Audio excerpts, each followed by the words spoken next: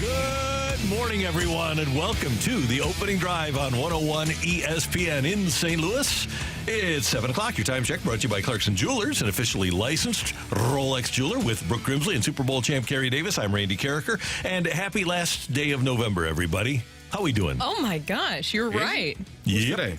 Goodness gracious. How about that? Month is kind of raced by, didn't it? Yeah. Seems like Halloween was yesterday.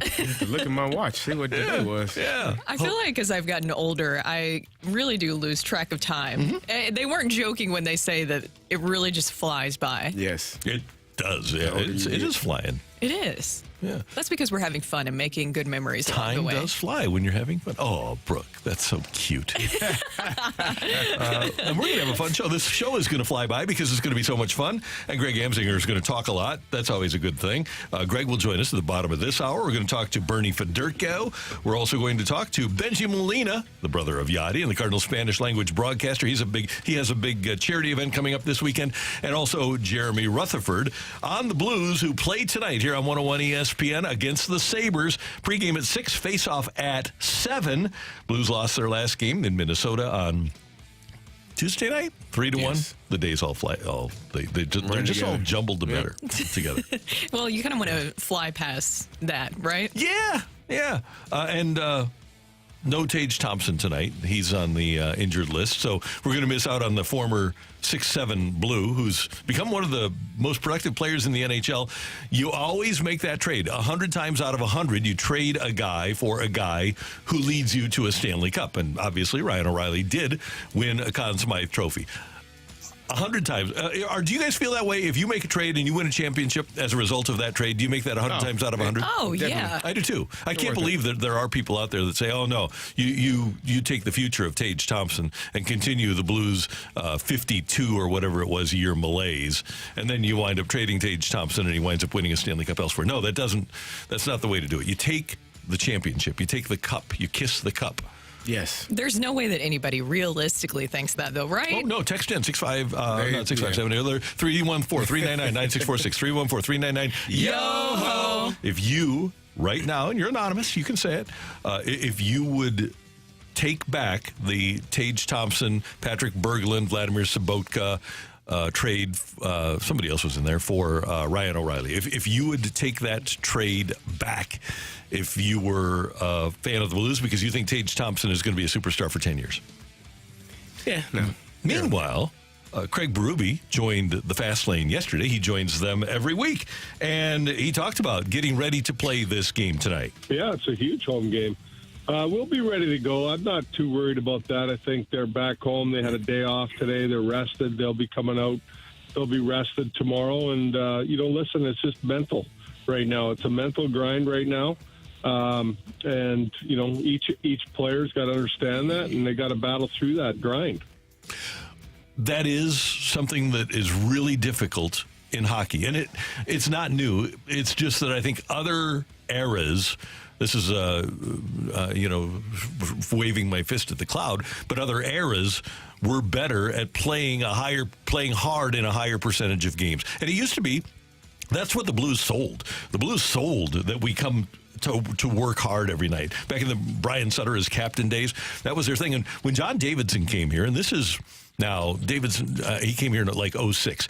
He was a former Blues player, and they did a survey, he and Dave Checketts in the group, did a survey of Blues fans, and at that time, because the Blues hadn't won a Stanley Cup yet, it was more important for those people that were buying 41 games worth of seats every night to have a team that worked hard all the time than to even win a Stanley Cup.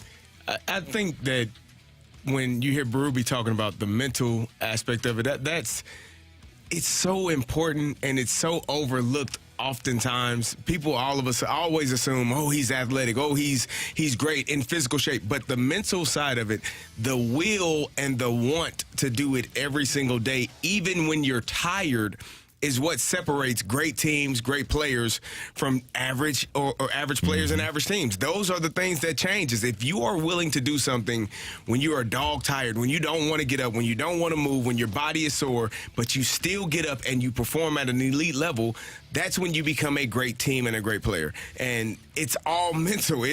Every team is sore. That's why I never buy into, the elements. Well, hell, both teams are playing in the elements. It was Thanksgiving. Hell, it was Thanksgiving for both teams. I don't care. One team had the will to get up and fight through it, and the other one, said, I'm just too tired today, or it's just too much today. That's it. It's a mental grind. And are you willing? Do you have more players on your team that are willing to say, the hell with that, get up, let's go, and then everyone else says, okay, I guess I got to go. That's how it works. So it's all mental. It's not a physical issue. It's a mental issue. And as soon as you start making that mental excuse, then it probably reflects in your performance, right? Yes. Does it really reflect in mine? All right. Randy. Wait, so here's the thing.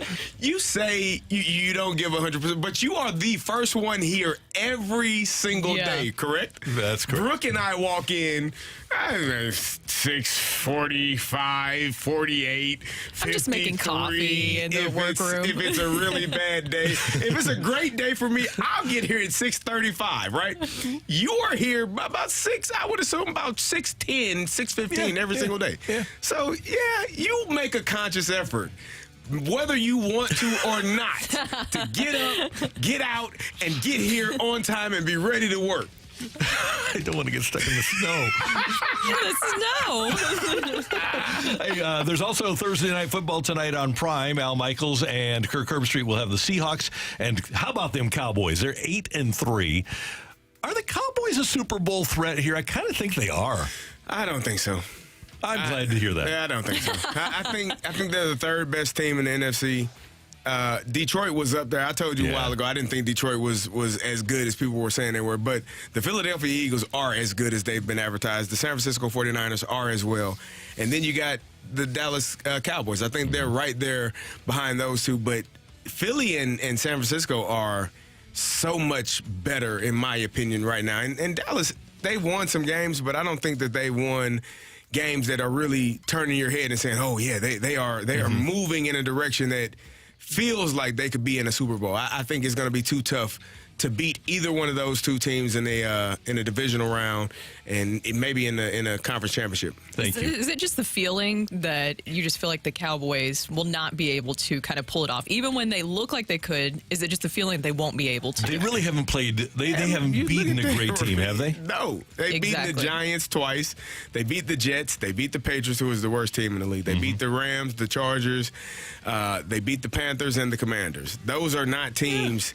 The teams that they've lost to, they lost to the Cardinals, which we're still trying to figure that one out, but they lost to the 49ers and they lost to the Eagles. So the two elite teams in their conference, they've already lost to. Yeah. And I just don't think that they are there now. They're playing better, but again, you're playing against some teams that are not great as well. A crazy story. Aaron Rodgers injured, obviously, in the opener. 5 plays into the Jets opener. He's been cleared to practice with a torn Achilles. Here's ESPN's Louis Riddick. I don't see any reason why, other than Aaron's own competitive character and his own competitive desire to want to get back out on the football field, to try and push this and try and risk doing damage once again to a 40-year-old quarterback's Achilles that right now, there really is, absent, again, trying to make a playoff run here, there's no real reason to kind of push this and kind of risk it. Think about what he'd be coming back to. Coming back to an offensive line that is in the bottom quarter of the league in terms of run block win rate, pass block win rate. So really you're putting yourself in harm's way, and for what at this point in time? Well, I think there's a couple of things. I think, number one, he wants to prove to the Jets, and this is kind of a weird thing to say about Aaron Rodgers, that their investment was worth it. He wants to prove that he can come back next year. And I kind of think that he wants to show his teammates, we're talking about the mental aspect of things and getting people to play hard. I think Aaron Rodgers, who at his core is pretty old school when it comes to football, I think he wants to show those young players, okay, this is how you do it if you want to win. You got to be tough. Part of me feels like yes. Then another part of me feels like, look what I can do. Mm-hmm. Like, look at me. Like I'm. But there's nothing wrong with that. Yeah. If you do it, Randy, he got hurt in the fourth play of the game. He had gotten hit 2 times, 4 plays. He had gotten sacked once, got hurried in another one. Like, that offensive line is not a line that you go behind with 2 great Achilles, let alone one that was surgically repaired 3 months ago. I just don't think that that's safe.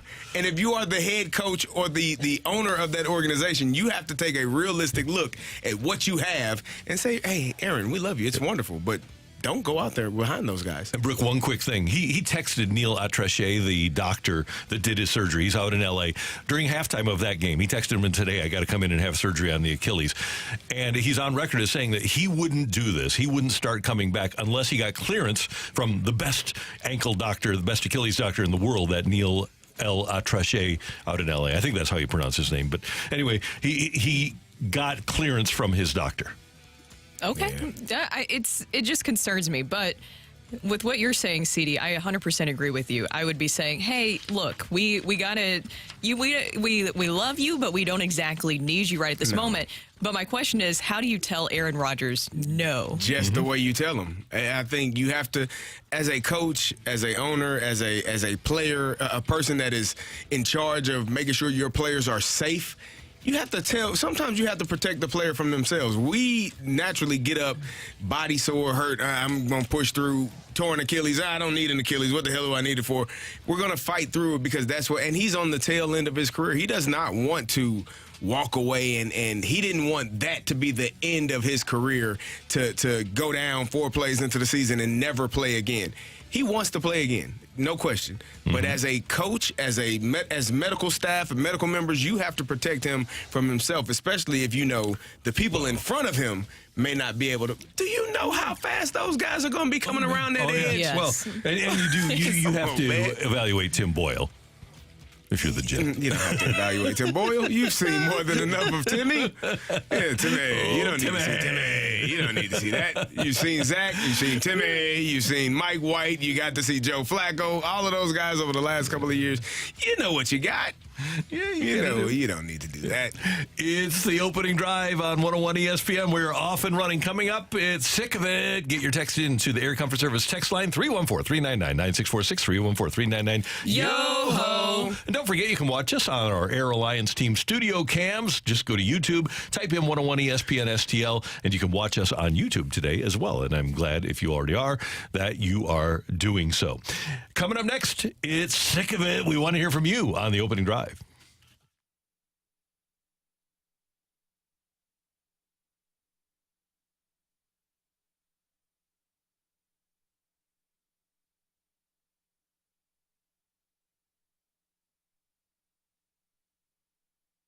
Hey, I want you to know about my friends at Gutter Pros. There's so much that they do. And, you know, a lot of times if you have a house built, the gutters are actually going to be too small. We all know how house builders are, and there's nothing wrong with the way they build the house. But sometimes you'll have a 5-inch residential gutter, and 6-inch will be better for you. And if you see water coming over the edge of your gutter, you need to get in touch with Gutter Pros at gutterpros.com. They have the capability of putting bigger gutters on your home, or if you have a commercial industry, then they can take care of your building with gutters that are as big as 10 inches. And they're going to do a lot of leaf protection, and they're going to do other things for your home that include soffit and fascia and even siding if you need it done. They have an incredibly professional staff at Gutter Pros, experienced salespeople. The support staff is wonderful. They use company trucks and company uniforms when they meet with you, and they're all about St. Louis. Their sales manager was born and raised right here in St. Louis and does great work. He knows most of the roads in the area, so he can drive without a GPS to your house if you set up a consultation. 4.9 out of 5 stars in their reviews, A+ rated by the Better Business Bureau. If you need gutters, go to Gutter Pros, Gutter, gutterpros.com.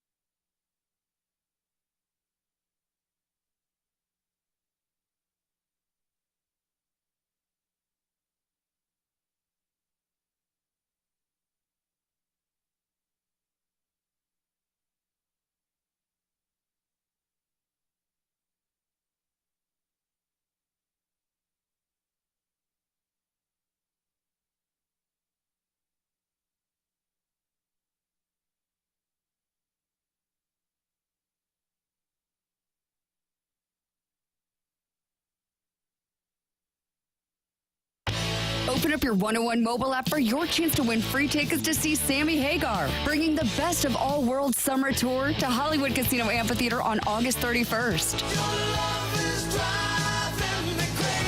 Rock and Roll Hall of Famer Sammy Hagar will be joined by Michael Anthony, Joe Satriani, and Jason Bonham for a huge show this August at Hollywood Casino Amphitheater, including special guests Loverboy. Get all the ticket details and get entered to win those free tickets for the show right now, either at 101ESPN.com or on your 101 mobile app.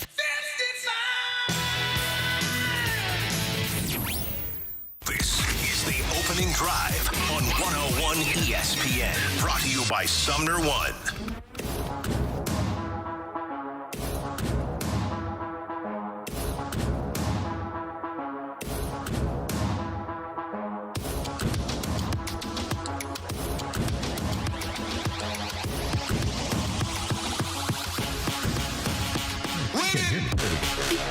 Time for Sick of It here on 101 ESPN. Brooke, Carrie, Randy, and you with the text to the text line 314-399-9646, 314-399-YO-HO. You know what I'm sick of, guys? I am sick of people not taking the time to figure out what they're outraged about. Pick a struggle. So the other day, Rocc has to put up what's called an audiogram on the old social medias, okay? And I had said during the course of our opening segment, only 11 minutes, that if the Cardinals were going to go into this territory of spending more money than they've ever spent to build a 500 team, that it would be a waste of money. Now, Rocc put the headline up that said, how did Randy Carricker start the opening drive following the breaking news on Sonny Gray signing with the Cardinals? This is a waste of money move. Now, I did say that, but the context was completely out of sorts. He also put up a link to be able to hear what I said, but people decided to read rather than listen to what I said and selectively be outraged at that, rather than take the time, couple seconds, couple minutes to listen to what outraged them. They decided, no, I got to be outraged. And I'm sick of people just deciding that they're going to be educated by memes or informed by headlines. I'm sick of it. Randy, memes are truthful. What are you talking about? Yeah. And everything you read on the internet is real. Is right, yeah. You don't have to research anything anymore. That's what technology did for us. Take a little time for this thing called nuance, okay? And just listen for a moment, okay? Just because I think people are just so quick. They want to be outraged. And they don't want to hear what they're outraged or see what they're outraged about. They just want to be outraged. And so the context was what I just said. If the Cardinals are going to spend a record amount of money to be 500, that's a waste of money. I think we can all agree with that. Yeah. The Yankees feel like they're wasting money to be a 500 team. I think anybody would feel like if you're spending more money than you've ever spent before and you're going to be 500, that would be a waste of money. So I'm just sick of people not appreciating context. And as Brooke, as you mentioned yesterday to me, now we know how athletes feel. Yes, exactly. I 100% agree because I saw the backlash on social media, Randy, and I figured it was not people who listen to the entirety of the show, because you also mentioned that if a trade happened where you're able to get another starting arm, that this is a more complete starting rotation. I think that's something that a lot of people can agree on and have mentioned. I like the moves. Yes, exactly. It's not that you don't like Sonny Gray. Maybe. Just kidding. In quotes, but still, I think that people are just very reactionary now, and I think that there he is. There you go. There you go. Cool. I think that people now just react to the headlines, as you mentioned, Randy, instead of even open the story. Talking to I'm sure that you guys have too, to other writers, they have had to shorten their stories now because people don't take the time to fully read a story. They've had to shorten their story. They have to think about the headline more because people will just react to the headline instead of opening up the story and reading and doing their full research before reacting. And I think some people already have their mind made up before they even look at the story or the full context of things. Some people just want to be mad. I think that's the big thing. And then Yeah, you know I what agree else, with that. Randy? Some people just want to be heard. And so we hear you. We don't always agree with you, but we hear you. And that's what you need. You need to be heard. And so you know what I'm sick of? I'm sick of people who are rude and disrespectful, and then they get offended when you become rude and disrespectful back. Hey, man, I just met you with the same energy you met me with. If you don't want to, treat people how you want to be treated. Golden rule. That's the golden rule. And if you want to be treated with respect, then treat people with respect. If you want to be treated like a jerk, then treat people like a jerk. And you will be met with the same energy. I don't know what the problem is. I smile. I laugh when you're rude, and then I become rude back. And then you look at me like, oh, my God, you're mean. You're going to beat me up. No, I just did what you did. I did the exact same thing, actually. Right. I don't know why you're so mad. Why are you hurt? Why are you afraid? I wasn't afraid when you were disrespectful to me. I just came back at you in the same way. And now, pretty funny. Now I'm the aggressor. No, sir. No, ma'am. We're both the aggressors. We're both meeting each other in the same place now. We can go back to a different place. Yeah. Or we can stay here. I'm okay in either spot. It's like that graph where it's, I can't say the word on here. F around but, and find out. Or you can say mess around and find out. That's the type of energy, CD, that I love. Because I feel like nowadays people don't expect you sometimes to react when they are doing that. They think they can just say some wild stuff and that you'll just sit there and take it. And some people do to avoid conflict, which I also respect. But sometimes some people need to hear how disrespectful they are back. They earn it. They earn it. You get it back. Well, mine is going to be completely different, guys, because I thought about this last week. Black Friday sales. I feel like I'm getting bamboozled by Black Friday sales now, or sales in general. I don't know if you guys saw this. Over the weekend, a TikTok video at Target, you know what I'm talking about, CD, exposed a sneaky little retail practice on Black Friday that went mega viral. In the clip, there was this girl where she kind of pulled back the sleeve, because, you know, they have that of the pricing, and it said it was a TV that was on sale, and then she pulled back to see what the price was before. It was the exact same price. It's just that the one in front of it had, well, Black Friday, this is a big sale. I am sick of these fake sales. I don't know. Maybe people can text in. I'm even afraid to do with online shopping. I think that I'm not actually getting any sale with anything. And I'm sure there is some actual good sales out there, but I've seen these articles that bring up that Amazon has actually been known to hike up their prices right before a big sale. Prime Day. So this isn't limited to just Black Friday, but all these other special occasions that you're supposed to have a sale. I don't believe it anymore. I think that they're bamboozling people into thinking that you're getting a sale when it's just the regular price. So you have to use logic and intellect. One time, many years ago, I got a Black & Decker waffle iron on Black Friday for $9.99. I think I got it at Macy's. Pretty sure I got it at Macy's. It's like one of my favorite investments ever, and even though it was only $9.99, and this waffle iron still works great, and the waffles come right out of it, it's awesome. And I think the thing was like regularly $49.99. So you just have to use a little logic. Now, when you can get like at Target the other day on Black Friday, they had a 55-inch TV for $199, but it wasn't listed. It was still listed at $299, but they were selling it for $199. So you had to kind of ask the person, is this the one that's supposed to be on sale? So that also happens. I think they kind of hide the prices. I think so, too. And somebody put in here from the 636, they had Black Friday sales going on the week before. It's just new signage. I get that. But also, I kind of like the fun. Do you guys remember like the kind of crazier days of Black Friday after your big Thanksgiving meal? Yes. Then you go out and corral the family. You didn't go stand out at Old Navy out in the cold in the line waiting for a good deal? I never did that. But we would go to the mall. Well, maybe it was just me then. We would go to the mall at 4 or 5 in the morning. Yeah. But we would not get in the stampede at Walmart or anything like that. There were people that got trampled. You remember those videos? Yeah, it was awesome. No, it wasn't awesome, Randy. Yeah, it was. As long as you weren't involved, it was fine. All right, Bradford Bruns, what do you got for us on the text line? Happy Friday Eve, gang. Even though I'm a little sick of having to stoop down to speak into this microphone. I'm 6'3.5" for crying out loud. We'll get that fixed.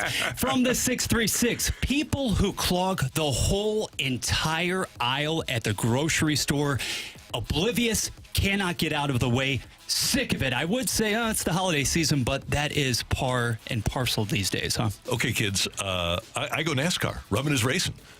So if If I need to move a cart Trade a little paint? with my cart, yeah. Trade a little paint. You like that idea? No problem. You know I like it. Trade a little paint. Because if I ask you 2 or 3 times, excuse me, excuse me. Yeah. Trade a little paint. Now, oh my God, it's the same thing. You're being rude. Now I'm being rude. Now you're offended.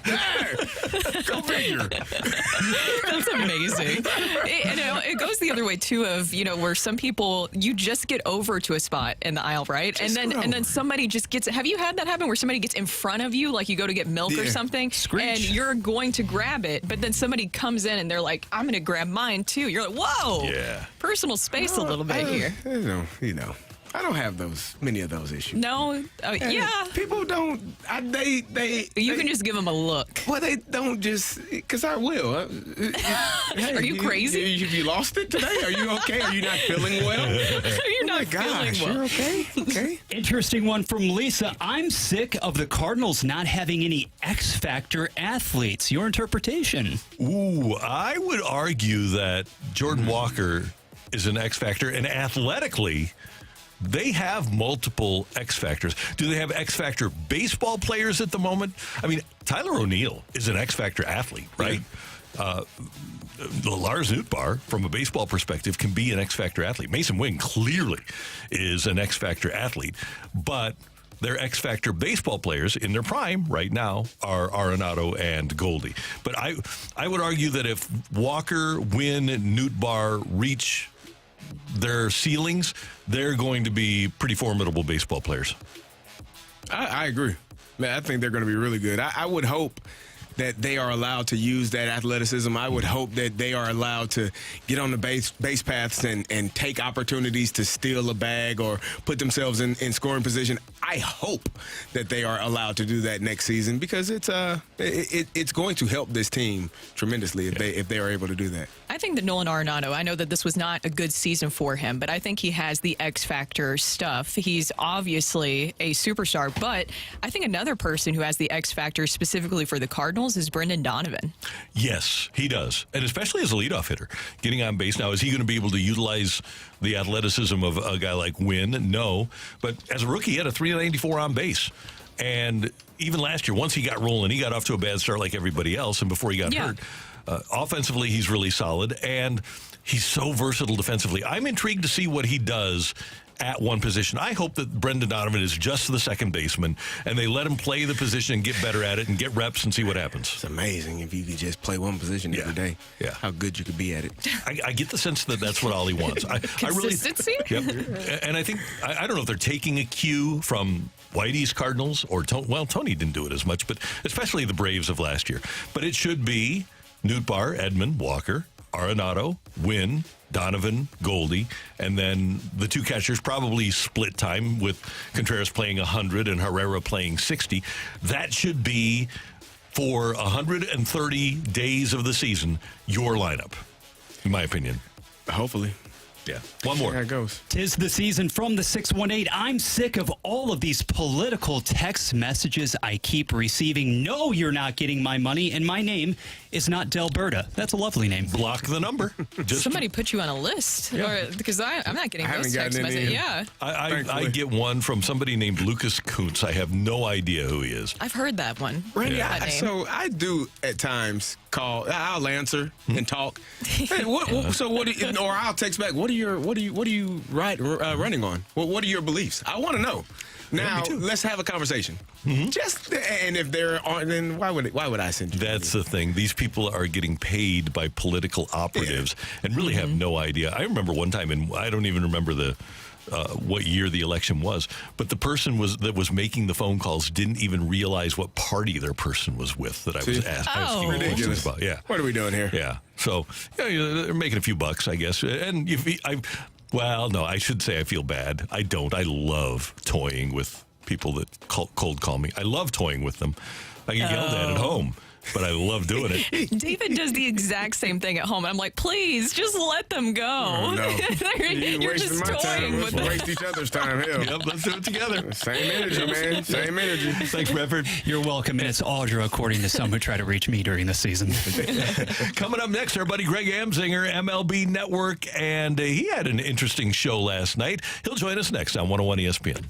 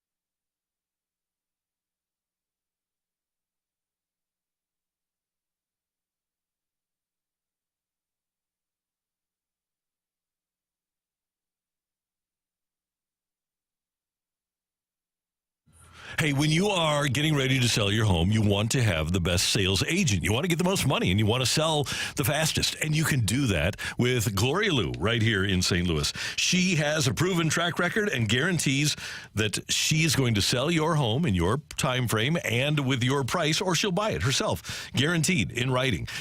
The name of the business is Your Home Sold Guaranteed Realty, and Gloria has mastered the home selling promise by guaranteeing that she'll sell your home at that agreed to price and time frame, or she'll buy it. She has solutions for every kind of home seller. If you're a seller who wants a fast sale with no hassles, well, Gloria has a 24-hour cash offer solution, and that's a great option to consider.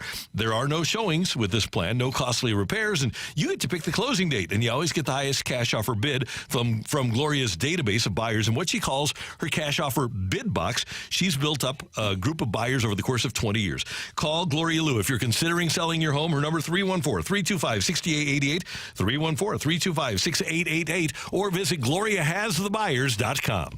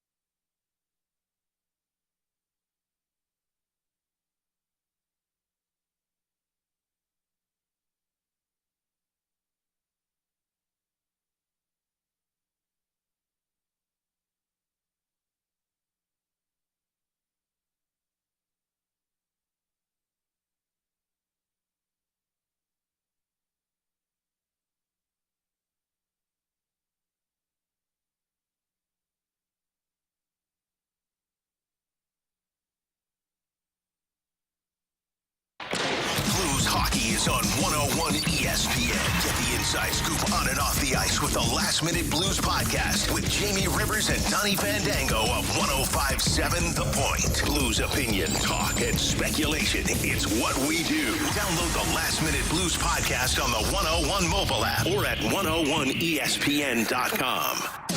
Live from the Car Shield studio, this is the opening drive on 101 ESPN. With Brooke Grimsley and Super Bowl champ Kerry Davis, I'm Randy Carricker. It's the opening drive on 101 ESPN in St. Louis. A busy start to the offseason for the St. Louis Cardinals. And here to talk about it with us is the host of MLB Tonight on MLB Network. He, of course, is a product of St. Louis and of the Lindenwood University. It's the great Greg Amsinger, everybody. Good to have him with us on 101 ESPN. Good morning, sir. How you doing? Oh, I'm doing well. Hey, do you mind if I need to ask a question to your producer, Bradford? So can you put Bradford on the line Bradford, for me, please? Yep. Please turn on that microphone, sir. Sudden turn of events. Hello, Greg. Yeah. Hey, Bradford. So I haven't had a chance to hear the reaction of my three cohorts that I'm about to chat with regarding the three starting pitchers the Cardinals signed. I'm not going to ask them their reaction on a scale of 1 to 10 because I think they'll lie to me. So I'm asking you, on a scale of 1 to 10, how do you think the three of them have reacted to these three starting pitching free agent signings? 10 being the best you can be. Like, I'm thinking Carlos Beltran, 2-year deal. He was a 2-time All-Star for the Cardinals. Or is it a 1, which is like Bob Horner, 1988, replacing Jack Clark? So go ahead and give me the number, Bradford. Two completely different sides of the spectrum there. How about a solid 7.5? We won't say the utmost exuberance, but it's positive nonetheless. Wow, well done, Bradford. Thank you. All right, now I know what I'm in for. Good morning, everyone. Good morning, Greg. Looking forward to this. Okay, here's what I said on Monday morning when word came down that Sonny Gray, who I have never really visualized, and I know he had a great year in 2023. I've never thought of Sonny Gray as an ace, as a number one, as a guy that I wanted pitching against Spencer Strider or Zach Wheeler to start a playoff series. I've never envisioned him as that kind of guy. And I love the way that the Cardinals have backfilled their rotation. But without a number one, the words I used, Greg, were if you're going to spend an extra $50 million and move into a territory financially that you've never been in before, to me, if you're doing things to get back to 500, 81 and 81, spending that much money is a waste of money. They need to do more, in my opinion. All right, I'm going to ask you a question. Don't get upset with me. No, I won't. By asking you this question. Did you ever think Adam Wainwright was a number one? Yes. He finished second. Okay. Yeah, I did. He led the league in wins. He was a 22-game winner. Okay. Yeah, I understand that. Now that stat didn't really line up with Sonny Gray this year. Yet he finished second in the American League Cy Young Award. That stat's kind of old now. The way people look at wins. I know Adam is hell bent that wins still matter, and I love hearing pitchers say that. Their stuff is eerily similar, and yet I get it, Matt. Or Adam Wainwright is much larger than Sonny Gray, but they're breaking ball heavy guys that locate their fastball well, but they spin the baseball. Both guys do. Adam Wainwright stopped overpowering teams really when he stopped being a closer in 2006 for the St. Louis Cardinals. Never really overpowered people. So this is the same type of pitcher. Does he give the length and the innings and the bulk when Adam Wainwright was his prime? I don't think so. The Cardinals know that. That's why they backloaded the rotation with guys that can do that. So to me, I think they addressed their glaring issue, which is we cannot get length out of our starting rotation. Not just the overall ERA, 26th in all MLB with the ERA over 5. They're not getting length. And I think it's part of a new trend we're seeing in Major League Baseball. It might bite Blake Snell a hair. We're looking at teams that are okay with pitch-to-contact starters. They need length. They need, pitch counts that aren't over 100 in the 5th inning. They need guys that can get them into the 7th inning, if possible, because the idea that we can bullpen our way to the playoffs doesn't work. You need your bullpen for the playoffs. You need swing and miss. But front offices are dividing the marathon from the sprint. And I think the Cardinals did that exceptionally well with these 3 signings. These 3 can help them get to the trade deadline, where they're in the mix to win the division. And then they'll make trades from there to add the swing and miss into the rotation and in the bullpen to get them over the hump into the playoffs and then maybe a deep run in October. So that, to me, is what these 3 signings symbolize for the Cardinals. Greg, tell me if what I'm going to describe to you is just coincidence or if it's meaningful. And by the way, Sonny Gray is going to be pitching in St. Louis, where it gets to be 100, 110 degrees during the course of the summer. Adam Wainwright is 6'7" and 230. In Adam Wainwright's career in September, he was 42 and 19 with a 3.67 earned run average. Basically his best month of any season that he pitched. Sonny Gray, for the month of September in his career, is 13 and 20 with a 4.16. Sonny Gray is 5'10 and 195. Chris Carpenter was great in September. He was able to withstand the rigors of the 6-month season. Are you convinced that Sonny Gray can be great when the chips are down in September?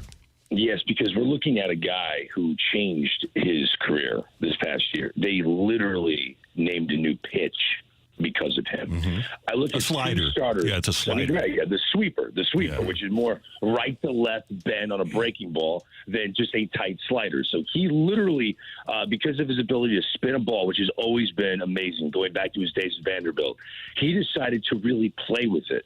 And Adam Wainwright did a great job in the broadcast booth during the postseason, walking viewers through when he was working for Turner, or what the difference is. I think it was Fox maybe, walking the difference between what is a sweeper and a slider. And it's dramatic when you look at Sonny Gray. He's allowed to literally play with a baseball like it's a wiffle ball. They're doing new things with this guy's ability to spin a ball. So I would look at what he did in 2023 as a new pitcher. I would not look at him the way I would look at him when he was a young phenom for the Oakland A's, or when he was struggling with the New York Yankees and he found it again with the Cincinnati Reds. That sweeper was the most dominant pitch in terms of hard contact in the game. It didn't get the same swing and miss as Blake Snell's curveball, but Sonny Gray threw it over 500 times, and not one batter hit a home run off of it. Keeping the ball in the yard is paramount for a starting rotation that gave up a ton of hits last year. This guy's going to keep the ball in the yard. Is he going to go into the seventh inning? He might not. Will he reach 190 innings? Probably not. People are like, oh, that's blasphemy. Oh, my goodness. Could he have an ERA under 3? I think he will. Will he give your team a chance to win? Absolutely. So he's not what the rest of the rotation is set out to do. He's trying to get you the lead after 5 innings. Don't roll your eyes at that. It's modern baseball. It's just the way it is. And it's hard to find that on the open market. It just is. So I would view the adjustments Sonny Gray and Blake Snell have made in their careers. Blake Snell is, I'm not going to throw a 3-1 heater right down the middle anymore. I'm going to walk you. I'll throw up my nasty breaking ball in the dirt 3-1. And if you want to take your base fine, I'll start over with the guy on the on-deck circle. I'll strike him out. Those adjustments these two guys have made them different pitchers. I view them differently than I would the rest of their careers. So, yeah, I think Sonny Gray is going to be, when you look at it at the end of the year, he'll be competing for an ERA title, and he'll be in the mix for another Cy Young. I think he's that talented with this new sweeper. One last thing. Give me less than 30 seconds here. So you're comfortable with Gray starting game 1 against a Strider or a Wheeler? Yeah, okay. No, I am. Okay. Only if the Cardinals really bolster their bullpen. And once you get into the playoffs, you need more swing and miss behind Sonny Gray. Well, Greg, I enjoyed watching Sonny at his days at Vandy, but I wanted to ask you about, do you think that the Cardinals are done when it comes to adding to the starting rotation, which I know sounds a little bit weird because it seems like it could be complete, but you could also go out and make some moves via trade. Do you think that's still an option for the Cardinals here, or do you see them just addressing the bullpen from here on out? I think it's a great question. I think the trades will happen around the deadline. I think this is a team that's going to they've got a small window to strike based on the stars that are in their lineup, that they're paying a lot of money. And, they want to make Nolan Arenado happy. Like, hey, this is not a 71-win team. This is not what we do each and every year. We're going for it. We're all in. I think they're saving the trades for the deadline, and they're going to try to be in the mix to win the division, which I think they will be. I think they're going to sign one more starter who could be a hybrid guy. So think Sean Manaea, think Alex Wood, think somebody that you can sign, get into spring training. If all things work out, you got a long man in the bullpen, okay? If everyone's healthy that you've already signed. They're going to need to add length because we love the young left-handers the Cardinals already have in the organization. But to assume 5 starters all in their 30s are going to hold up and be healthy all the way from opening day to the end of the year, it's just it's not realistic. So I think there will be another free agent signing, another 1-year deal. And I don't think that Dylan Cease thing's in play anymore. I don't think Corbin Burns was ever an option. So the big trades for the Cardinals, I don't think are going to happen this offseason. Greg, are you having any concern? Obviously, Sonny Gray, they got a couple other signings. Miles Michaelis, Lance Lynn, and Kyle Gibson are all in the top 5 in earned runs and hits allowed last season. Does that concern you in any way? It's weird because there are a lot of Hall of Famers that led baseball in walks. I think Nolan Ryan gave the most walks, hits. Burt Blyleven gave up a hell of a lot of hits. Don Sutton gave up a ton of hits. You almost have to be kind of good to lead the league in giving up hits. You have to be out there for a while. You know what I mean? Yeah. You're not going to lead the league in hits allowed when you only pitch 2 1/3.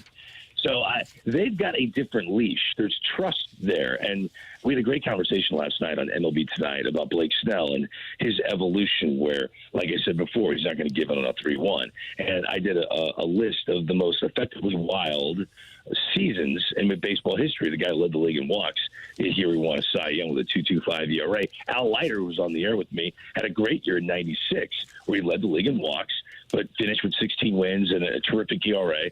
And he had the same kind of approach. But he was also 30 years old, and Blake Snell made this adjustment around the same age. And to me, you have to have dirt in your spikes to do that.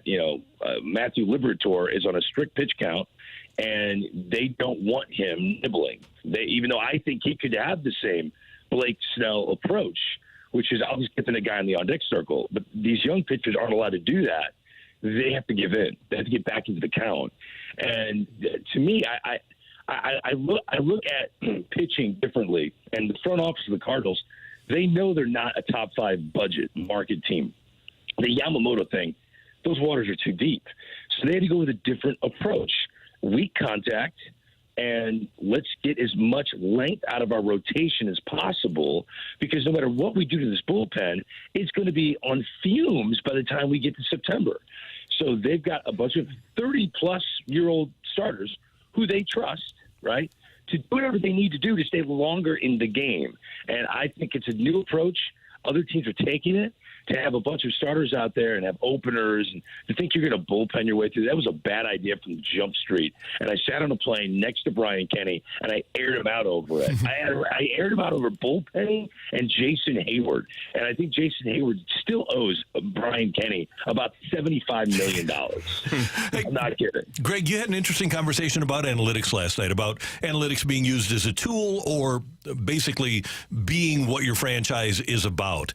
And it's interesting, and you talk to your work with former players. 100% of the old school players are non-analytically inclined. And you mentioned Nelson Cruz last night going to the Dodgers to be a special assistant. Who are the franchises that are completely driven by analytics? Oh, man, too many.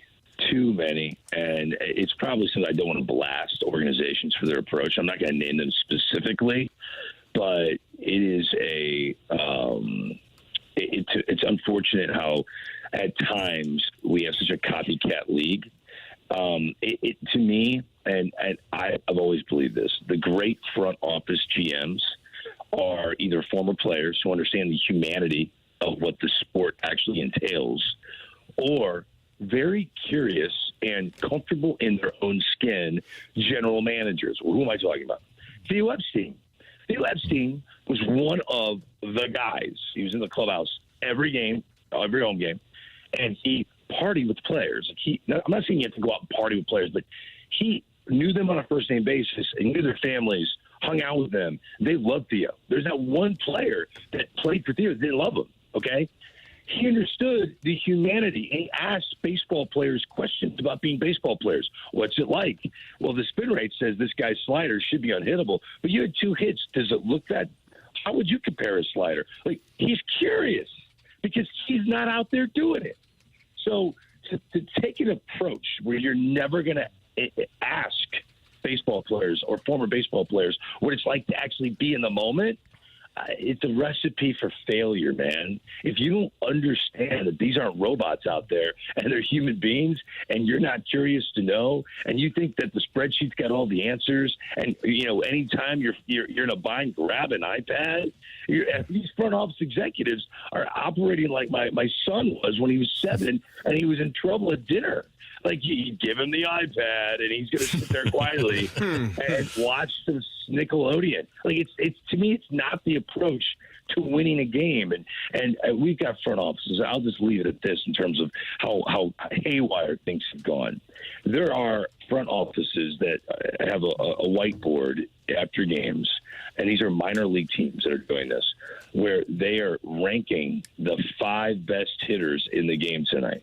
And it has nothing to do with hits or even home runs. Mm-hmm. Yeah. It's all exit velocity. So they rank the 5 guys that hit the ball the hardest tonight.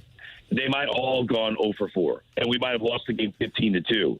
But they are celebrating the 5 best hitters in the lineup tonight. Not the guy that went 4 for 4 with 2 doinks over the third base line and a ground ball up the middle and a bunt knock that scored a run.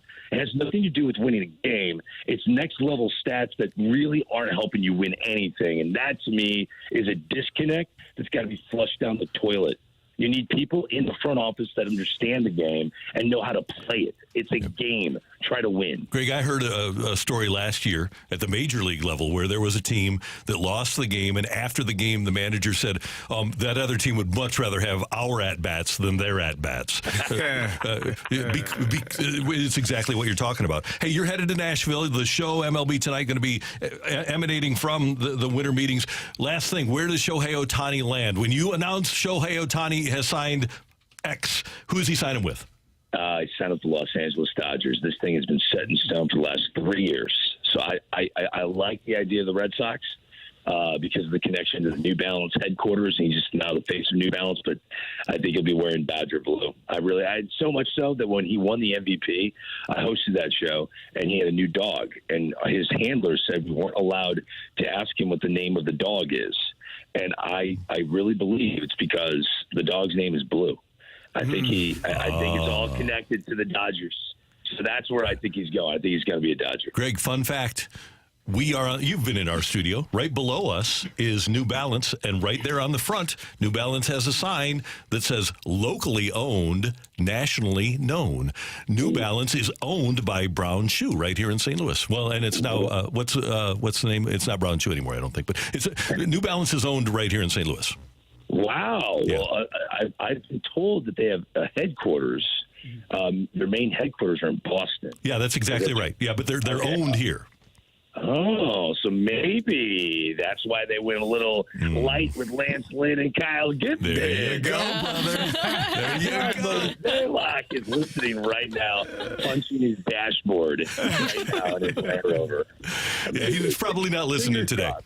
Fingers crossed we get a little Shohei play in St. Louis. Yeah, fingers crossed. Hey, we'll be watching all the time, and especially because you guys will have every move first next week on MLB Network. Can't wait for that. Thanks always for the time. Good to talk to you, brother. All right. Take care, guys. See you.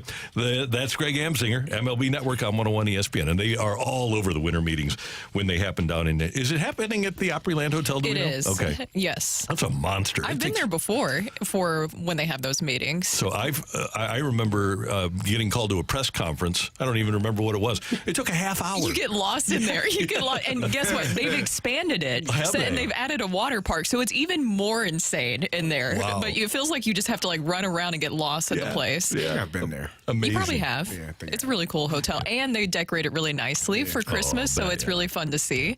A lot of Christmas cheer. Nice. Coming up, we'll have a quick take it or leave it. Get your text in, 314-399-9646, 314-399. Yo-ho! We've got Take It or Leave It next on 101 ESPN.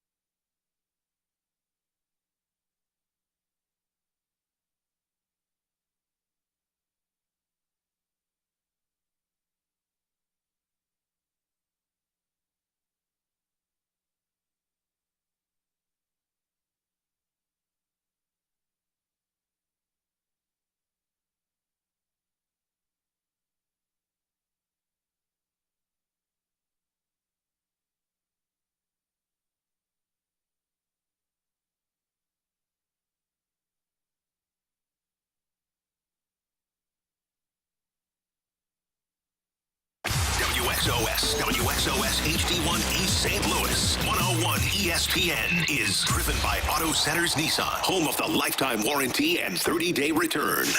101 ESPN Sports Center. Blues set for bout with Sabres. Good morning, I'm Bradford Bruns, and this Sports Center update is driven by Johnny Londoff Chevrolet and Johnny Londoff Autoplex. Tonight at 7 on 101 ESPN, St. Louis and Buffalo will do battle at Enterprise Center. The Note just fell to Minnesota on Tuesday 3-1. Offensive zone time, or lack thereof, was an issue among other things, according to Craig Berube. I didn't find that we were on pucks very good last night. Our forecheck was not there last night, so that's a big part of it for sure. But I just felt like our team lacked a lot of energy last night in that game. The head coach joined Anthony and Jamie on Wednesday's Fastlane, and you can hear the full exchange on 101ESPN.com. And this Sports Center update was driven by Johnny Londoff. Find new roads and shop 24/7 at Londoff.com and LondoffAutoplex.com. Are you kidding me?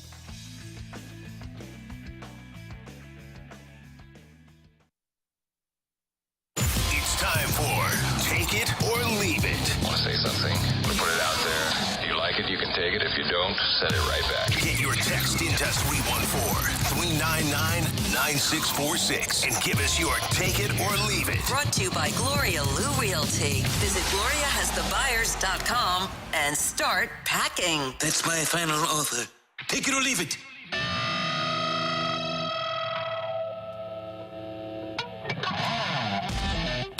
It is time for Take It or Leave It here on 101 ESPN. Brooke, Carrie, Randy, and Matthew is out today, so Bradford Bruns is in. Guys, I'm sure you saw this yesterday, that Matt Rule, the football head coach at Nebraska, said transfer portal quarterback costs $1 million, $1.5 million, $2 million. Take it or leave it. Nebraska can afford that. I'm going to I'll take take it. Should. They can. Think about the money that they paid to get rid of Scott Frost. Yes, they can. I think there's a perception out there because Nebraska is they don't have the big markets, that they don't have the money, but they can buy a quarterback. He should never complain about that. Nebraska definitely has enough money to make some things happen. Yeah. They are not lacking No. much. So we talked about the Dallas Cowboys and their future as far as potentially making it to the Super Bowl. Take it or leave it, they don't even win tonight. Ooh. Is that game in Dallas? It's in Dallas. It's in Dallas. They do well at home. I'm going to leave it. They're going to win. I'm going to have to leave it just because they do well at home. I would love it if they would lose. I'm looking at the records of the teams that they've played. The best team they played so far would be the Los Angeles Rams at 5-7. Is that right? What is their record? 5-6. The best team that they beat. The best team that they beat. Yeah. Yeah, that's what I mean. At 5-6. Yeah.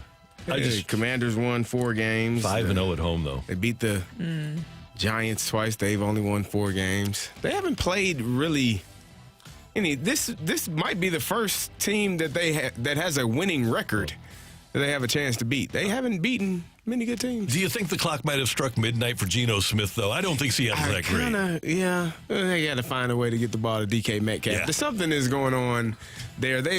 Kenneth Walker won't be playing again tonight. Yeah. They got some injury bug hitting them. Go Seahawks, definitely. Go Seahawks. Well, as we heard Greg Amsinger reveal earlier that he believes that Shohei's dog is named Blue because he's going to go and be a Dodger. Take it or leave it. Yamamoto's dog's name, if he has one, maybe he does. The dog's name is Mr. Met. Oh, I'm going to leave it. It's named Fred. Really? Fred Bird. Fred Bird? Oh, well, I don't know if you heard Greg. He kind of squashed those dreams that we had for Yamamoto. Squashed a lot of dreams, actually. Opened up the Ohtani door for us. There you go. Yeah. New balance. Yeah. You can come right down there and get some free shoes. Absolutely. I think he already might get those. Oh, okay. No. Well, you can just pick them up when he stops in for the opening drive. Yeah, but Exactly. I'm going to take it. Mr. Met. Mr. Met.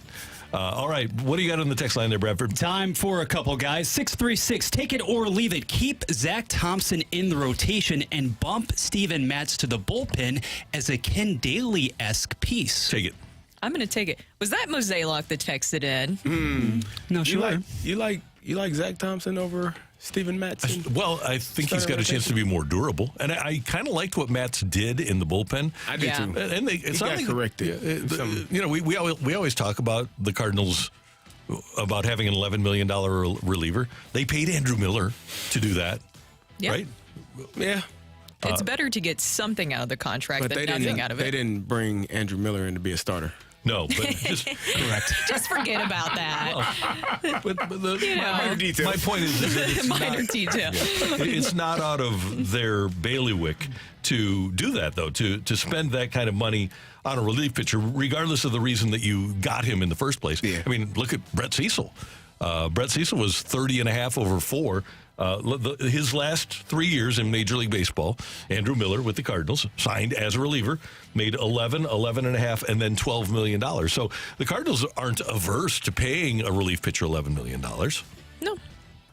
Tioli, Corey Perry, and Zach Wilson have already exchanged contact info. Oh, take it. Yeah. Oh. No doubt about it. Guys, it didn't happen. You have to leave that. It didn't happen. Which one? Are we? Here's the Both thing. of them. Oh, okay. Well, I'm pretty sure one of them happened. But Corey Perry, he's 38-year-old man. Connor Bedard is 18. His mother's probably 38. around that age.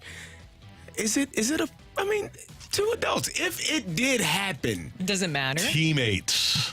If it did happen. Dressing room. If it did. Team chemistry. That's your that's an adult, man. It's not like. No, you don't do that. Hey, man. I'm not saying. Okay, so what if that did happen and they end up getting married? Does it make it better? Yes. Then it's even more awkward, if that was gonna be, yeah, hell yeah. It's more awkward. You got me fired a few years ago, son. Mm-hmm. That's a conversation we got to have at Thanksgiving. I think Connor will go to Canada Day and say, "You ain't my paw." Oh my God. Not quite a Stifler's mom situation. Time for one more. Here we go. College football playoff style. The final four will be in this order: Michigan, Oregon, Texas, and drumroll please, Bama.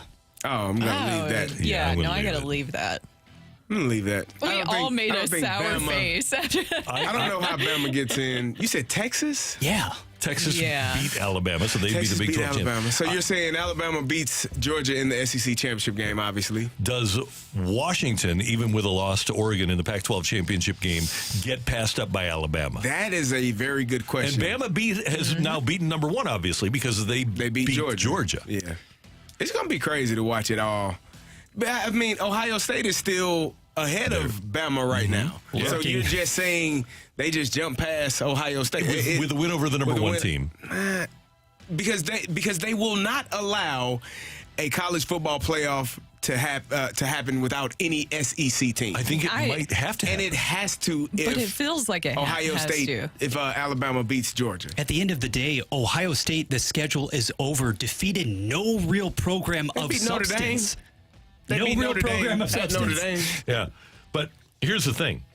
Right now, Georgia, Michigan, Washington, Florida State are 1, 2, 3, 4. They're all undefeated. If they all win, how do you not keep it the same? And that's the thing. Florida State is getting disrespected because their quarterback is out for the year. Mm-hmm. We saw this with Ohio State a few years ago when they lost. They were down to their third quarterback and won the national championship with Cardale Jones. Do not assume that because Florida State is without their starting quarterback that they are not a top 4 team in the country. Okay, so let me give you this scenario, though. Michigan wins the Big Ten. Washington wins the Pac-12. Florida State wins the ACC. Mm-hmm. Okay? And Bama beats Georgia. How do you put Bama ahead of Texas, a one-loss Texas? You can't. No. You can't. So that would leave the SEC out of the Final Four. I agree. I just don't see that happening. I don't see the SEC being left out. Hey, if you ask And Paul Texas is ahead of they should Alabama have right 3 now. teams in the SEC. Yeah, that's true. From the SEC in there. I could absolutely see the SEC being left out of this thing because they just haven't watched Mizzou enough. It just means more. Thank you, Bradford. My pleasure. Coming up next on 101 ESPN, are the Cardinals done with their pitching, their starting pitching? That's next on 101 ESPN.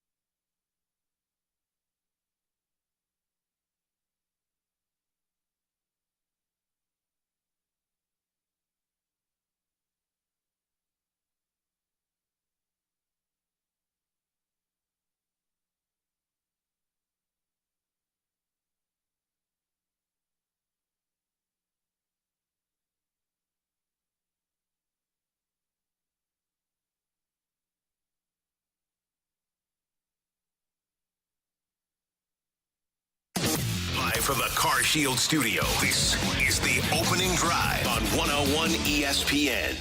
A fresh perspective on the day's top stories. It's the Opening Drive's Fresh Take.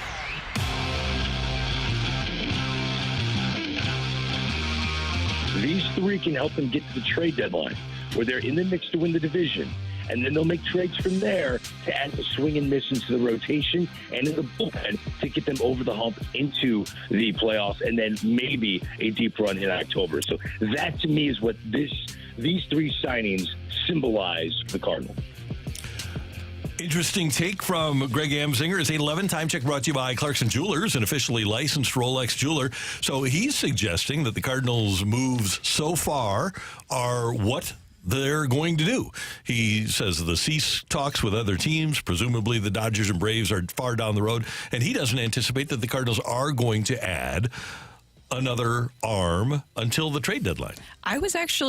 My initial reaction was kind of shocked when he said that, because I was just assuming, we talked about the whole Sonny Gray contract. We broke that down yesterday about how that also freed up some other money. You could possibly move some guys via trade where the Cardinals could get another pitcher. And he did say that he thinks that they could get another hybrid guy via free agency this offseason. But then he was insinuating that this is it. I'm just kind of surprised, because I assumed that they were going to make some more moves here via the trade, because why not? You have a lot of guys available. So you're telling me, we know all this stuff with Tyler O'Neill this past season about how it was very clear that maybe Ollie and Tyler O'Neill didn't see eye to eye. Mm-hmm.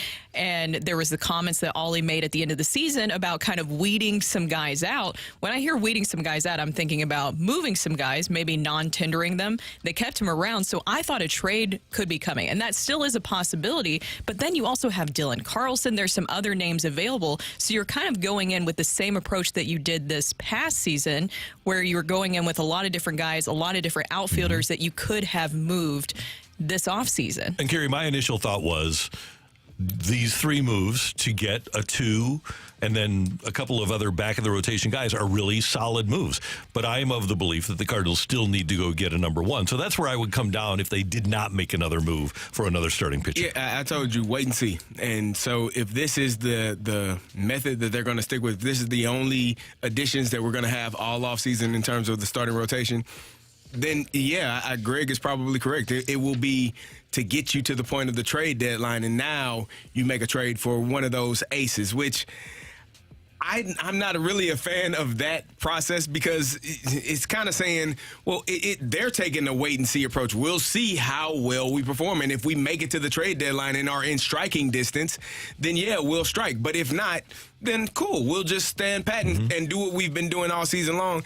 And I don't think that to me is a winner's mindset. A winner's mindset is going out and getting guys that are going to add to your roster and add to your starting pitching rotation and go out and win the division from day one, and that's your mindset. It's being reactive rather than proactive, right? Yeah. And it seems like it's the same formula. Correct me if I'm wrong. Doesn't it feel kind of like the same formula that they have been approaching going into each season, of kind of putting together a team that's good enough to get you to the trade deadline? And that approach didn't work this past season. Last year. Here's another question. If you have a starting outfield of Lars Newbar, Tommy Edman, and Jordan Walker, why do you need Tyler O'Neill, Dylan Carlson, and Alec Burleson all on your team? That's what I'm saying. I'm very confused about that. Yeah, why not? You've got to cull the herd, as it were, because they need to not give choices. They just need to play guys. They don't need to try to play the matchup game. Just the manager needs to be able to put a lineup up and then sit in the dugout with his arms folded and let them play. Well, you let guys be who they are. Yeah. I mean, you allow guys to be the player that they are supposed to be and figure things out. I get all the matches. Oh, we don't want him batting against left-handers. Oh, well, he's never going to be good against lefties if you don't bat him against lefties. That's kind of how that works. So you just have to I love the Atlanta Braves mindset.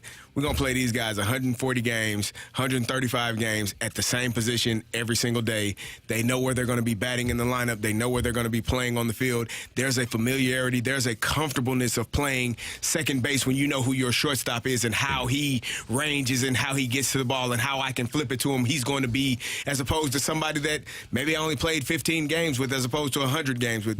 Those things matter.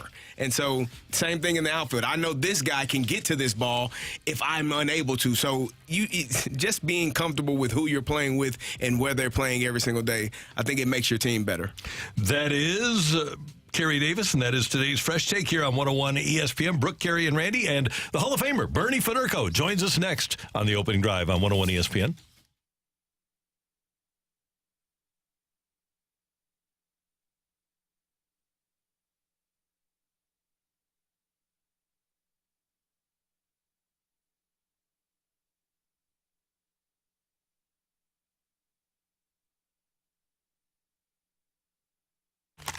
Hey, guys, my high school classmate Jordan Krugman is the health insurance guy.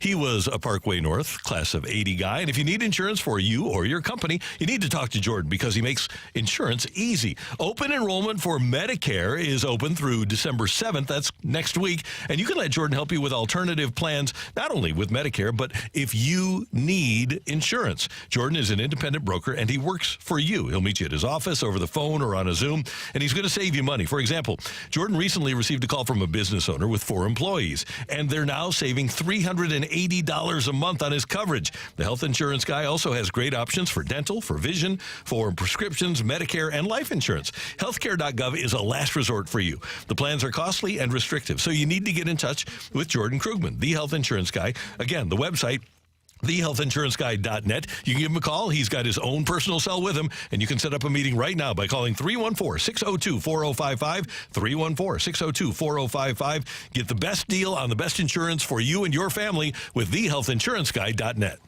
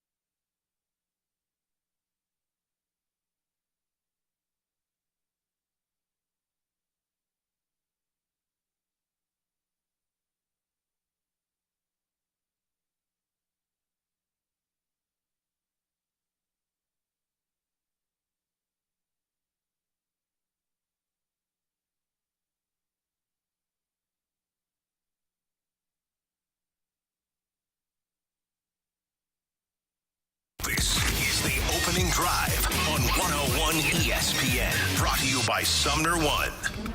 We are talking everything St. Louis Blues as we head into the Blues Booth. Presented by Boardwalk Hardwood Floors, a proud partner of your St. Louis Blues. Find your perfect new floor at our 4 convenient locations and online at boardwalkhardwood.com. The Buffalo Sabres are in town tonight to take on the Blues. You'll hear the action here on 101 ESPN. Pregame at 6, action at 7, and you'll also see and hear the game on Bally Sports. And Bernie Federko will be part of their coverage. The Hall of Famer joining us now here on 101 ESPN with Brooke and Carrie. I'm Randy. Bernie, good morning. How you doing? Good morning, Randy. I'm doing great, thanks. Okay, so I'm old enough, as you are, to remember the French Connection line with the Buffalo Sabres, which was Gilbert Perreault and René Robert. And how did we pronounce it Richard Martin? Shouldn't it have been Richard Martin? Yes, it was Richard Martin. Okay. For whatever reason. He was French, I guess. So that's probably why. Yeah, but Buffalo has a great history, don't they? That franchise, especially with that group. That was a pretty fun team. Yes, it was. I mean, that was probably the team that had the best chance of trying to win it all, and they never did get to the promised land. But no, they were. I mean, that was really the first game I played at the old arena was against the Buffalo Sabres. So it was, I still have fond memories of playing against all those guys. And yeah, through the years, I mean, they've had some struggles as of late. The Sabres, they've not made the playoffs the last 12 years now. So. This is a much more improved team, though. It's got a lot of good young talent, so the Blues are going to have to be ready for another tough one tonight. Bernie, we had a cut from Craig Berube earlier just talking about the mental aspect of the game and guys fighting through, everything. How important is it? We know the physical talent is there for anyone playing professional sports, but can you talk about the mental side of getting up, playing when you're tired, when you're sore, but having to go through that every single day and giving your best effort to be the best team you can be? Well, as a professional, that's what your job is to do, and I think everybody understands that. Yeah, I mean, I think that physically everybody's in great shape because of practice, because you're playing in games. I mean, some of the guys I think maybe have a little more trouble with the physical part of it because they don't get to play a lot of ice time during games. So really, in practices, they have to stay in much better condition because of that. But it's always been a mental game. I think you have to go through the ups and downs and the challenges. I mean, you've got a job to do, and if you're a scorer, you have to score. And if things aren't going well, you have to find and figure out a way that you can get back scoring. And the same thing with checking is hard work. But, I mean, I think every game is more mental than physical because I think you are in good physical condition. I think it's your mind makes everything work as good as it is. And it's really, as a professional, you just learn that's what you have to do. Bernie, what do you think about Jordan Kyrou's plays so far this season? I know that he's been kind of moved down to the third line. I don't know if that will still be the case tonight, but what have you thought of his plays so far? Well, he's been sporadic, I think, to say it best. I mean, he's had some good scoring chances. I mean, off the start of the season, I think he had a lot of really good scoring chances. I mean, I think he was using his speed a lot more. He was getting in the open, and unfortunately, the puck wasn't really going to the net for him. I think that as of late, I think he's thinking too much. He's not skating as much as he should. He's not using the speed that he has. And again, that goes back to what Carrie just said about the mental side of it. I think that for him, I think he's got to just kind of relax. He's got to start doing the things that make him that natural goal scorer because you can't teach players how to be goal scorers. You either got it or you don't. And he certainly does have that skill. He shoots the puck very well, but he's got to start finding some openings. And I think he's just going to start using his speed and relax a little bit. But certainly he can't be happy with things. I mean, he's only scored in 3 games this year out of the 21. He only has 4 goals, and I think everybody expected him to be somewhere around the 40-goal mark. So he's got a lot of work to do, and hopefully that he can, just find that little niche. And for the most goal scorers are streaky. They get started, things start going in. I think that you start feeling better about yourself, and then the pucks start really going into the net. Bernie Federko, that's an interesting comment about an individual that he needs to relax. Sometimes when you're not succeeding on the power play, does the same thing apply? Yes, absolutely, Randy. And I think that's in their heads right now. I mean, they did have some chances the other night. I mean, when you're down 2-1, you get a 4-minute power play. I mean, you've got to at least get some more pressure. I mean, they hit decent pressure. They hit, one crossbar. I mean, Krug hit the crossbar. I mean, that very well could have gone in, and then all of a sudden it's a 2-2 game. But to have only 1 shot on goal in 4 minutes of power play, I mean, that becomes something more of a, they're squeezing their sticks too tight. I think they're trying to make the perfect play instead of just throw the puck to the net and crash it and get more guys. We've talked about that, since the beginning of the year. When you only have 6 power play goals in 21 games, you're not getting enough opportunities. And I think that's something that they, once again, relax, let your instincts take over, but you got to get that puck to the front of the net more. I'm trying to figure out we talked about the consistency or the inconsistency of this team. Is it just the mental part of it, just guys needing to go out there and do that every single day? Or what makes it hard to stay consistent for this team right now? Well, there's another team playing against you all the time. I think more than anything else, Gary, you've got to be prepared for who your competition is. And it's not that they're not prepared, but I think that, sometimes you take a team for granted. If the team's behind you, sometimes when there's a team, that's better than you, I think you really concentrate more, and I think you're more aware of what you have to do, and I think you're more up to what otherwise you're going to get embarrassed if you don't play well. So I think it's for all of them is just trying to stay on the same page and be prepared, and it is again a mental thing right there, is that you know what. I mean, the coaching staff, in the league, with all the video and everything, you know what's coming. You know what the other team is going to do. You know what they're all about, and I think that you just got to be much more prepared and as a team. And I think it's just getting the flow going. And when you're confident, when things are going well, one line goes after another and another, and it's just every shift kind of builds and builds. If you have a bad shift, someone picks it up for the next shift and make sure that something doesn't happen, so you don't go to a slide. So I think it's just for this team, it's just they've got to be more aware of what they need to do each on every shift. And there's certainly enough talent on this team. And when you've got goaltending as good as the Blues have, you've got a chance each and every night. So it's just a matter of putting some more consistency together. This team has had troubles when the opposing team scores first. Are they aware? I know they're aware of it, but do you feel like they're pressing to get that first goal and to make sure that they're up so that they can win that game? Well, that's such a weird stat. I mean, to be 10-0 when you score first, and you're only one win when you don't score first. I mean, it's just a weird stat, to be honest with you. I mean, I think every team tries to score first, but I think in a situation you got to say, hey, if you score first, the game's not over. We got to be able to come back, and I think that's something that I think that's more of a stat than anything else. I don't think they're really. They're aware of it right now, but I don't think they're going out there thinking, if we don't get the first goal, we're not going to win the game. So it's just a matter of that's something you can just throw away, and they just got to start playing the full 60 minutes and not worry about what the score is. From the start of the game. Hey, Bernie, last thing. Patrick Kane signs with the Red Wings. You banged heads with the Red Wings for a lot of years before you got traded there. And obviously he did when they were in the same conference especially.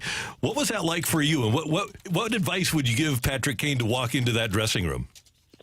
Well, but Patrick Kane has obviously been around an awful long time. I mean, he had his choice too. I mean, I think that's the one thing is when you're a free agent and you make your decision based on what kind of team you want to go to. I think he's made his decision, and he'll be accepted obviously very well in that locker room. I mean, the Wings are playing very well. They've got a good young team as well, and so I think he feels that he's really a piece that can fit in. So.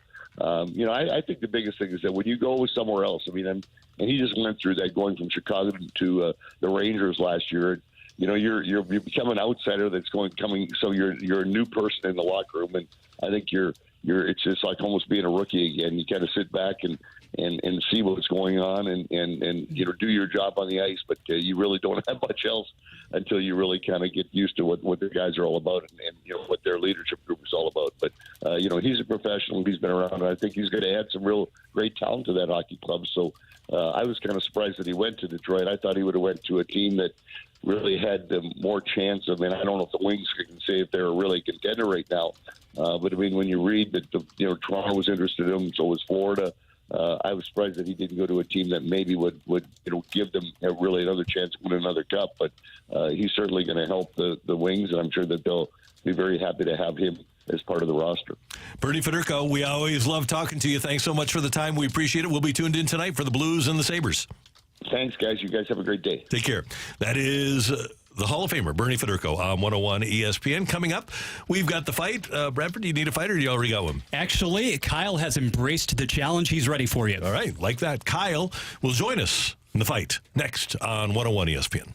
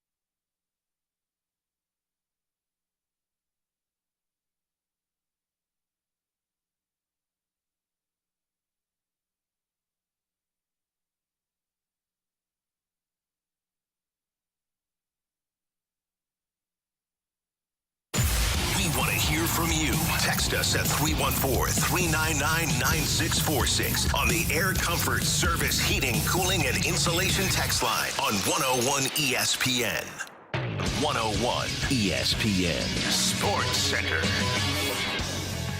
Buffalo blows into Enterprise Center. Good morning, it's Bradford Bruns, and this Sports Center update is brought to you by Saliga Heating and Cooling. The 10-10-2 Sabres stroll into town tonight for a 7 p.m. puck drop against the Blues. Pregame starting at 6 on 101 ESPN. St. Louis dropped a 3-1 verdict to Minnesota on Tuesday. Baseball, the Cardinals have stayed quiet since Monday when Sonny Gray was introduced as the newest member of the pitching staff. Last hour on the opening drive, Greg Amsinger hopped aboard to weigh in on all 3 signings so far this offseason. These 3 can help them get to the trade deadline, where they're in the mix to win the division. And then they'll make trades from there to add the swing and miss into the rotation and in the bullpen to get them over the hump into the playoffs and then maybe a deep run in October. So that, to me, is what these 3 signings symbolize for the Cardinals. That full conversation will be available on 101ESPN.com immediately following the show. This Sports Center update was brought to you by Saliga Heating and Cooling, an independent American Standard heating and air conditioning dealer.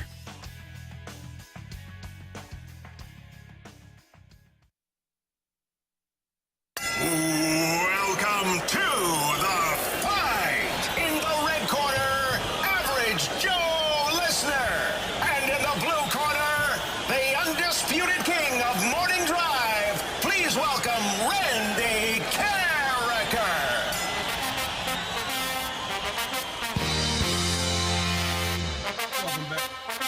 Welcome back to the opening drive. I'm Kerry Davis, joined by Brooke Grimsley. Whoa! Did you forget about me for a second? You looked at me. You looked at me like it's the first time you've seen me, Carrie. What happened? Got thrown off by the joined by Brooke Grimsley. It's like I was like a ghost that just appeared in front of you. The fear in your face. Tim Grieper. There you go. And it is time for the fight. Our fighter today is Kyle. Kyle, how you doing? I'm good, Kerry. How are you? I'm okay. My brain went completely blank for about 2 seconds. That was interesting. Yeah, it's okay. Somebody called me other on Monday, so it's fine. Oh, no. It's fine. Not the other. All right, Kyle, you ready to take on Randy Carricker? I am. All right, here we go. Tonight's Blues opponent, Buffalo, hasn't made the Stanley Cup final since 1999. Name the head coach of that team, which fell to Brett Hull's Stars in 6 games. Was it Ted Nolan, Paul Maurice, or Lindy Ruff? Lindy Ruff. Later this morning, Tiger Woods will tee up in the first round of the Hero World Challenge. Tiger's first PGA Tour victory came in 1996 when he notched a playoff win at the Las Vegas Invitational. The golfer who fell to Woods would go on to be a U.S. Ryder captain. His name, please. Is it Fred Couples, Davis Love III, or Jim Furyk? David Love III. Lance Lynn posted an 18-7 record en route to earning an All-Star nod for the 2012 Cardinals, but what starter led the staff with a 2.86 ERA and won 13 games? Was it Adam Wainwright, Jaime Garcia, or Kyle Loesch? Kyle Loesch. Final question. Kurt Warner finished his NFL career in the Valley of the Sun. How many seasons did number 13 play for the Cardinals?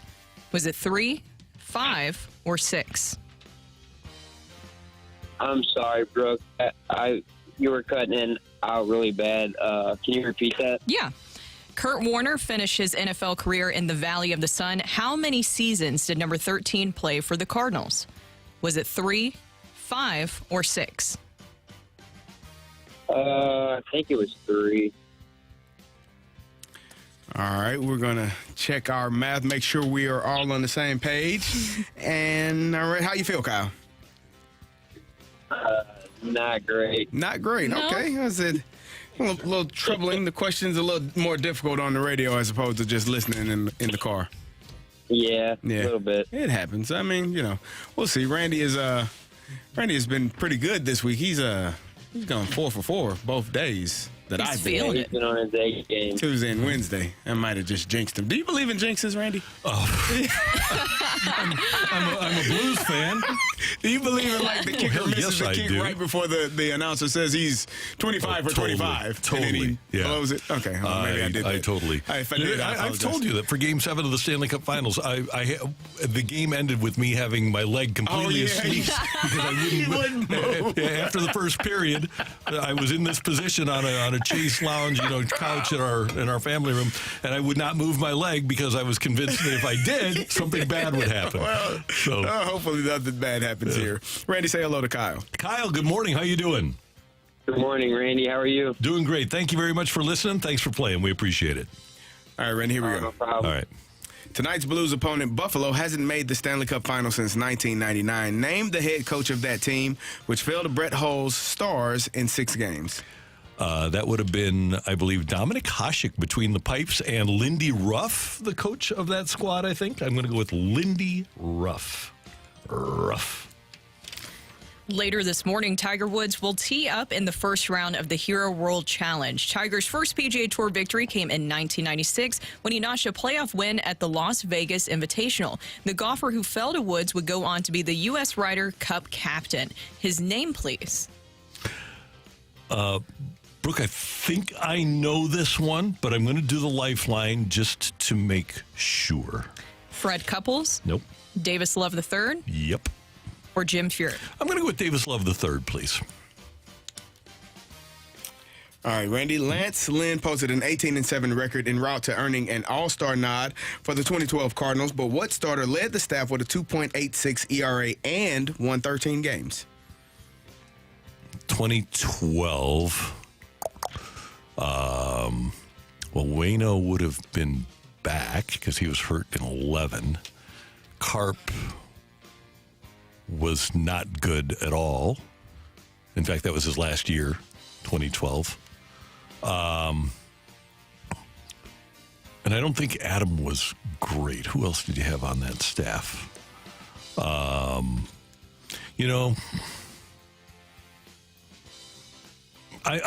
13 games coming off Tommy John. I'll go with Adam Wainwright. Kurt Warner finished his NFL career in the Valley of the Sun. How many seasons did number 13 play for the Cardinals? Well, let's see. Brooke, his last year in St. Louis was 2003. Isn't that amazing? 20 years ago.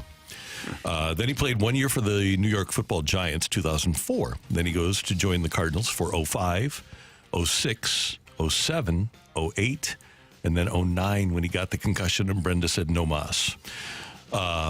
Which also was the year, by the way, he got hit, the concussion, Bounty Gate by the Saints. So it was 5 that he played in the Valley of the Sun. All righty. Pretty interesting stuff, right? Yes, it is. We have a tie. Hey, how about that? How about that, Carrie? How about that? It's you. All right, Randy, you remember the rules. You're going to write down your answer on your piece of paper. Kyle, you will wait till Randy writes down his answer, and then you will give your answer audibly, and then we will see who came closest to the pin. Let me find a pen that works here first. Oh, I that's got one very that works. important. Okay, we're good. All right. Closest to the pin with a working pin. Randy's going to write his answer down first, and then you are going to give her your answer, Kyle, okay? Okay. All right. Brett Hull remains the Blues' all-time leader for goals in a single season. How many times did Hully light the lamp in his historic 1990-91 campaign? Oh, okay. Randy's got his answer. Kyle, what is your answer? I'm sorry. Can you repeat the question? I'm sorry. Brett Hull remains the Blues' all-time leader for goals in a single season. How many times did Hully light the lamp in his historic 90-91 season? 54. All right. Got a little quick math here. Randy, would you show your answer, please? My answer is 86, Carrie. 86 good goals. Kyle, you had 54. The answer is actually 86 on the nose. Randy, you got it. Wow. More than any other winger has ever scored in a season in NHL history. Shall we make it official? Yes. The winner and still champion of the fight, Randy Carricker. Just win, baby. What about? Good job. Tremendous stuff today. Kyle brought the heat from Afton. Let's review these results, shall we? So, Randy, on the heels of back-to-back days with 4 questions answered correctly from the top today. Tonight, the Blues obviously taking on the Sabres at Enterprise Center. The last Sabres team, this has only happened twice in franchise history to have made the Stanley Cup final. That was the 98-99 version. Head coach was Lindy Ruff. Ted Nolan was a choice. Actually had 2 separate successful stints in Buffalo, but it was Lindy Ruff. In a matter of hours, Tiger Woods teeing it up in round number 1 of the Hero World Challenge all the way back in 1996 when the event was called the Las Vegas Invitational. Tiger took down none other than Davis Love III in what was, interestingly, Randy, a 90-hole event at the time. Isn't that wild? 9-0. And he walked the whole time. Exactly. How about that? Number 3, Lance Lynn back in 2012. He was 18-7. He was an all-star for the Redbirds. The starter, however, who actually paced that rotation, 2.86 ERA, 13 games, winning percentage off the top of my head of about .850 that season, was Kyle Loesch. Kyle Loesch that season. And finally, Kurt Warner finishing his NFL career with the Arizona Cardinals after the one ill-fated season with Eli Manning and the New York Football Giants. Number 13 ended up spending 5 seasons all told with Arizona, but it, of course, had to go to the tiebreaker. And in 1991, Holy potted the insane total of 86 goals that year for the note, one of the best, most prolific single seasons in NHL history. Randy wins in a tiebreaker, but Kyle, phenomenal job today. Very much appreciate your listening. All right, thank you guys. Thank you. One of the things about that season that Kurt played with the Giants, you've referred to it as ill-fated. It was ill-fated for him, and the Giants had to play Eli Manning, and they did the right thing because he won a couple of Super Bowls for them. But when they benched Kurt, they were 5-4, and they were in a playoff position when they benched him, and they finally decided, oh, we didn't expect this to happen, but we got to play the other guy. Yeah. We got to play Manning, and that's what happened to Kurt, and that's one of the reasons that the Cardinals had the interest in him that they did. Yeah, I thought his career was going to be done after he left the Giants. I think a lot of people were kind of on that fence, and then took him to the Super Bowl. And the Arizona thing puts him over the top. Yep. For the Hall of Fame. After one season, he usurps one Matt Leinart. Yep. Yeah. Leinart got hurt here. Game here in St. Louis. Matty. Yep. He's still got TV going for him, though. He's doing well. He's all right. Yeah, he's fun. Okay. I miss Reggie Bush on that Fox show, although 2 times a year I see it. He's got Mark, 2 times a year. Mark Ingram is on it, and he's pretty good. Yeah. But I love when Michigan plays and they have Charles Woodson on. He's terrific. Coming up here on 101 ESPN, every college fan base thinks they don't have scumbags, but is there a school that doesn't? Harvard? Wait, yeah. We'll see. That's next on 101 ESPN.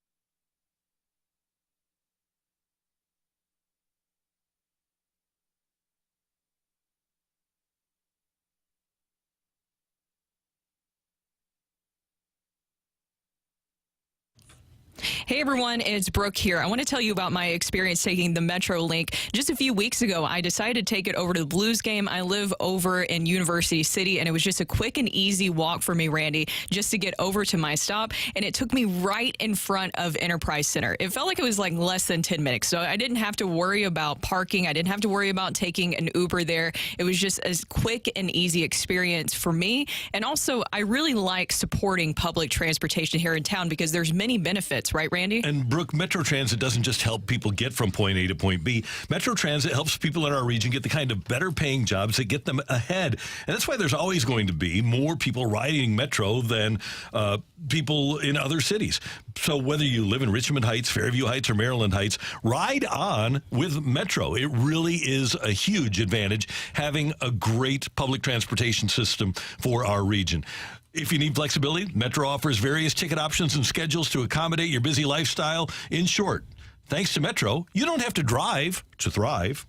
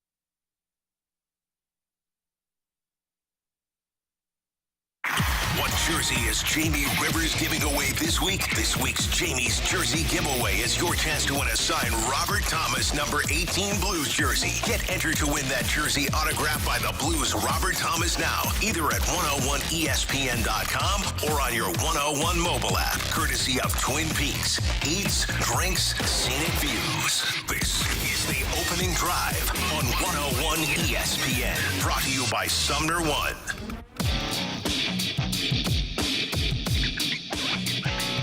As we were preparing today's show yesterday, after yesterday's show, Brooke was online and checking out a social media piece about annoying college sports fans. And specifically, you ran into a piece with one of our guests last week, right? Mm-hmm. And a Mizzou fan. It was, well, yes. So John Neighbors, we had him on last week. Carrie, Not you Jim missed Neighbors. No.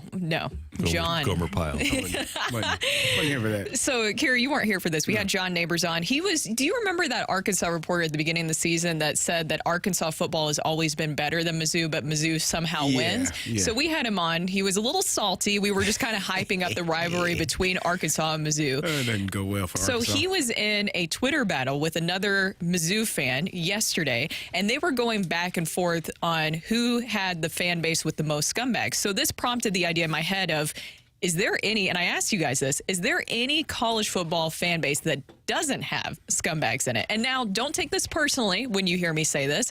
I think that we can all attest that every fan base has a group of people, maybe they live on message boards, that are not exactly what you would consider the best fans. Yes, they support the sport, but they might be a little volatile online. So I said yesterday, Illinois doesn't have scumbag fans. And my reason for saying that is we don't win enough. So when you don't win at an elite level, you really can't be scumbags, can you? Well, you can think you're better than you really are. But or do you? Well, we do at Mizzou a lot.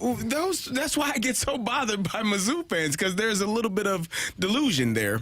At Illinois, we have not been good for years. We understand. We've had some really good years, and then we had some really down years. And so we understand that, it comes with the territory. So there's no need to be a jerk about it at all. No.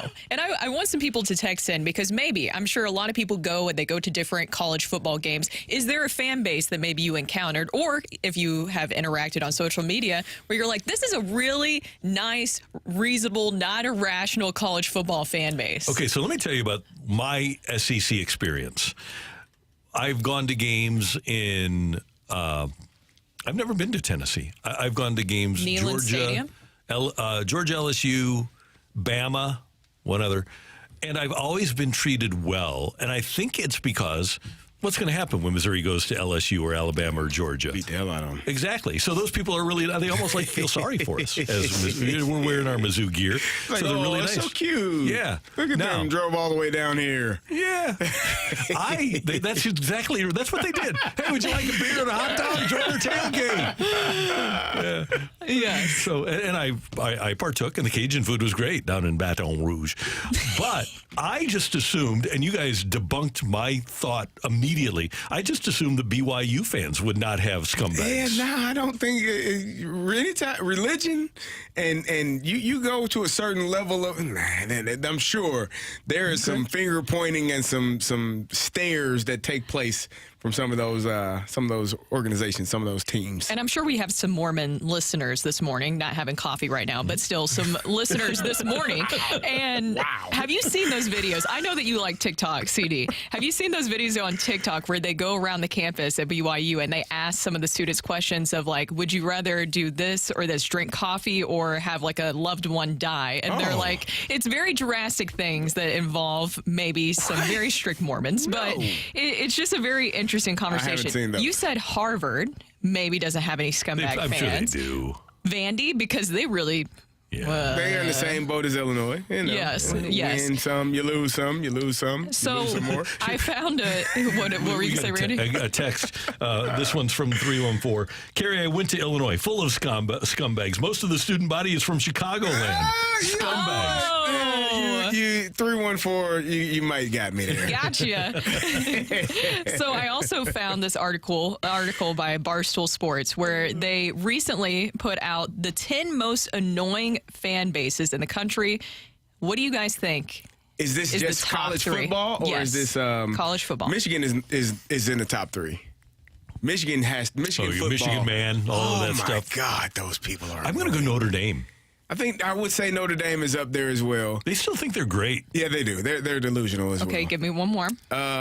Michigan. I want to say one of these SEC teams. It's probably Alabama. I think it's got to be a blue blood. Initially, I would think just because of the way that they act, it would be Texas A&M.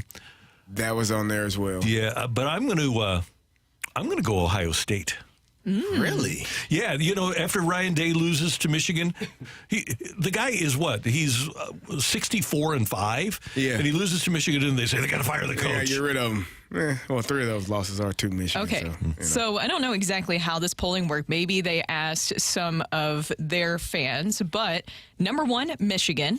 There you go. Number 2, Oklahoma, Boomer Sooner. I can see that. Yeah. Oh. Number 3, this hurts me, Tennessee. Not a surprise. That's based on the Schiano thing. And all the other stuff we listed Yeah. yesterday, Cosmo Martin, Lane Kiffin. There's been several things that have happened. Number 4, Clemson. 5, Georgia. And Clemson's probably, their coach probably enacts a lot of the activity there. Yeah. And Georgia 5? Yes. I found Georgia people to be very nice. Florida State 6. Okay. Texas A&M 7. Okay. Penn State 8. Auburn 9. 10. Notre Dame. Okay. Oh, Alabama wasn't on there, huh? Alabama. interesting. This is where something has to be rigged because Alabama that? should be on there because Alabama has a history. And you know what else is interesting about Alabama? Is that more than 50% of their season ticket holders aren't graduates of the University of Alabama. Really? What? They're bandwagon jumpers. And they live in Alabama, but that's their team. But, well, I don't know, maybe 50% of the people in the state didn't graduate. Ranty. Hey, Randy. I'm just saying. you're not wrong. You're not wrong. I think they're good football fans. They show up for the first 3 quarters. Well, okay, they show up from the middle of the first to the end of the third. Did you have a story about Alabama football that you were talking about before we were going in? What was it? No, they were fine down there. They were, You talking about the trees from? Harvey Updike. Auburn. Yes. Harvey Updike, the guy, the Alabama fan, who went and poisoned the iconic old oak trees at Toomer's Corner at Auburn, and then calls into Paul Feinbaum's show and says, "Yeah, I poisoned him," and then gets caught and has to go to jail. Wow. It didn't go over how he thought it would go over. No. Yeah, you're going too far in the rivalry, buddy. That's ridiculous. They are oak trees, right? Was that correct? Damn Yeah, oak ridiculous. trees. Yeah, he killed a couple of oak trees. Killed them. Like they had been there for hundreds of years, right? That's an Alabama fan. There's a great book called Rammer, Jammer, Yellowhammer. It's been out for a while, and that's one of the phrases at Alabama. And it tells stories. The author embedded himself for a season with Alabama fans. And one couple of Alabama fans, they missed their daughter's wedding to go to the Alabama game, but then they justified it by saying, "We made it to the reception." What? Yep. There's no way that's real. Yeah. This guy, their daughter's wedding? Yep. This guy bought a camper and traveled all around with Alabama fans, home and road, and it's a great book. Yeah, but that was one of the stories. Isn't that great? That's crazy. Wow. I don't know if you're more upset at your child for having the wedding on. That's true. Good game point. Day. Good point. Like you know who we are, right? Yeah. Are they paying for the wedding? I mean, I don't know. If I'm paying for it, we definitely going to do it on the. It's not happening during football season. I'll tell you that. We got to find another day. When's the bye week? Oh my gosh. Oh, it's great. Coming up on 101 ESPN, are the Cardinals done making moves? We want to hear from you about what Greg Amsinger said. More with his comments that he thinks the Cardinals might be done in terms of getting more starting pitching. That's coming your way on 101 ESPN.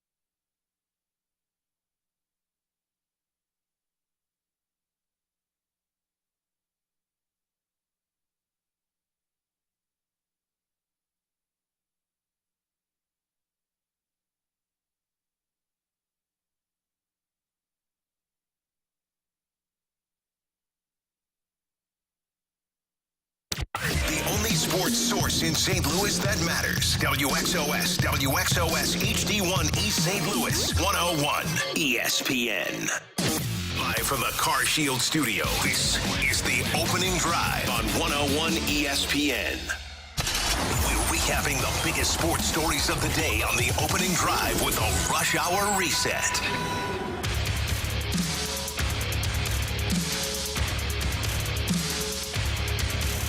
Brooke, Carrie, and Randy, it's 9:05. Time check brought to you by Clarkson Jewelers, an officially licensed Rolex jeweler. Greg Amsinger joined us earlier today. You'll be able to hear that interview and more on our Dobbs Tire and Auto Center podcast. That'll be up on 101 ESPN and on the 101 ESPN app after the show. But one of the things Greg Amsinger talked about this morning was the Cardinals perhaps making another move next week at the winter meetings in Nashville. Is that a possibility? The trades will happen around the deadline. I think this is a team that's going to try to, they've got a small window to strike based on the stars that are in their lineup, that they're paying a lot of money. And, they want to make Nolan Arenado happy. Like, hey, this is not a 71-win team. This is not what we do each and every year. We're going for it. We're all in. And they're going to try to be in the mix to win the division, which I think they will be. I think they're going to sign one more starter who could be a hybrid guy. So think Sean Manaea, think Alex Wood, think somebody that you can sign, get into spring training. If all things work out, you got a long man in the bullpen, okay? If everyone's healthy that you've already signed. They're going to need to add length because we love the young left-handers the Cardinals already have in the organization. But to assume 5 starters, all in their 30s, are going to hold up and be healthy all the way from opening day to the end of the year, it's just it's not realistic. So I think there will be another free agent signing, another one-year deal. And I don't think the Dylan Cease thing's in play anymore. I don't think Corbin Burns was ever an option. So the big trades for the Cardinals, I don't think are going to happen this offseason. That's Greg Amsinger, MLB Network. Brooke, you have some later news, at least thought from Kenny Rosenthal. So Ken Rosenthal just put out an article recently this morning where he talked about that, of course, the Dylan Cease market is really heating up, and the Cardinals remain interested. So if you pair that with what Greg Amsinger said, I was kind of shocked by what Greg said, because I kind of thought with everything going on with Sonny Gray's contract that we saw revealed here the other day, and we discussed that this would really free up an opportunity to be even more competitive in this Dylan Cease market of getting him here. Obviously, what that trade package will look like, we don't know, because we don't know what exactly the White Sox would value in that with the Cardinals, but I assume that it could be a big name, a couple of big names. But still, I'm just kind of shocked that they would be not making any more moves, because you have so many guys available, especially those outfielders. And exactly. Carrie, you've said this all season, letting those players build up some consistency. Mm-hmm. Are they going to trot out Tyler O'Neill back in left field? Are they going to have Dylan Carlson and Tommy Edman both be center fielders again and move guys around, move pieces? That seems like the same formula that you've been using, and that hasn't exactly panned out. So I would be very surprised, and I hope that that's not the case, that they're not going to make any trades this offseason. Yeah, I think that the best solution for them would be they got the 3 starters that they said they needed. You got guys that can eat up innings, guys that can be at the top of your rotation, but I don't know that they still don't want or don't need that true number 1 starter. Mm-hmm. And Dylan Cease, for me, would be that guy. I think that you have more than enough to trade for him. You talked about Tyler Glass. Now, I don't think that with his injury history, that's something that you want to be a part of. But I think Dylan Cease would be your true number 1. And I think they have enough pieces right now. And he's not going to cost a lot of money, which is also part of that big picture as well. So I think that they are still in the workings of trying to get some. I would hope that they are still in the workings of trying to get something done in that regard. And there are a couple of American League teams with apparently pitchers to trade and needs offensively, specifically the Blue Jays and the Mariners. The idea of a Dylan Carlson for Alek Manoah trade has already been broached in Toronto, and Logan Gilbert's name came up at the deadline last year. Well, now there are a few spots, a few bats that the Mariners have gotten rid of. Eugenio Suarez, the most notable of them, that would seem to open up the possibility of them, especially if they sign Blake Snell, trading a starting pitcher to kind of replenish their offense in Seattle. I would just be really surprised. I think that, well, how would you feel about this offseason as a whole? Say this was it. That, of course, maybe they'll address some of the bullpen and they might sign a hybrid guy like Greg said. How would you feel about if this was just it for the offseason? I would think that would look like an 81-81 team to me. I probably agree, but that's how many more wins than last year? Yeah, it's 10 more. 10, it's 10 more, I guess but it's 15 to the 10 playoffs. step in the right direction. Wins than you had last season. And one of the things that Greg mentioned, and I'm completely in agreement with Greg here, I don't think that when you have a starting rotation that averages 35 years of age, I don't think you can expect them to pitch well and all the time for 6 months, not the whole group. Well, and that's been kind of like the concern and formula the Cardinals have used, right, the past few seasons here recently, is do enough to kind of maybe win the division, say atop of the division, and get you to just at least the trade deadline. That sounds like being more reactive rather than proactive, and I was just hoping for maybe something different. Time will tell. There is still time for them to make some trades here, but I was just a little surprised to hear Greg say that this morning. Another thing we need to point out is that when the Cardinals have made moves in 22 and 21, when they made moves at the deadline, they took off. They did. Happ and Lester, Yes. they took off. Montgomery and Quintana, they took off. So maybe that is the formula. Don't spend all the money for the first 4 months of the season. Just spend money in the last 2 months Wait of the and season. see. Yep. Set yourself up to be in position to make that move, but then it better work. Yes. Well, it needs to work like how it worked for the Rangers with Jordan Montgomery, right? Yeah, exactly. That would be the ultimate prize there if you can figure that out. That's kind of what I think Greg was saying in terms of what the Cardinals would be doing, waiting till the trade deadline, linger, hang around. The Rangers were fighting with the Astros all season, trying to win that division, and so just kind of lingering around, hanging around, and at the trade deadline, go and get you a couple of guys. Like they did, that really allowed them and helped them win a World Series. And I respectfully, you guys know how much I respect Greg. I respectfully disagree with him in his thought that he's comfortable with Gray pitching game one of a playoff series, because I don't want to put 12 outs on my bullpen. I want to get 7 innings of shutout or 1-run ball when I pitch game one against Strider or Wheeler or a healthy Walker Buehler or Darvish or whomever it might be. I want an absolute stud. And I love Sonny Gray as a number 2. I just don't think that he is that guy. Well, the Cardinals... But he's got the sweeper now. Yeah, there you go. The Cardinals also can't be done, right? They still have to add to the bullpen. That would be some of the expectation that they're going to add there. So they're not done, I don't think, completely with, getting this Cardinals pitching together. I think they still got some work to do. As far as hitters go, I don't know that there'll be any additions there, but probably some subtractions at some point. But the bullpen needs to continue to get better. There's your Rush Hour Reset here on 101 ESPN. Coming up, we'll talk a little more Cardinal baseball and the holiday season. Bengie Molina, the Cardinals Spanish language analyst, has a great event coming up on Saturday, Toy Drive. And we're going to have Bengie in studio to talk about it next on 101 ESPN.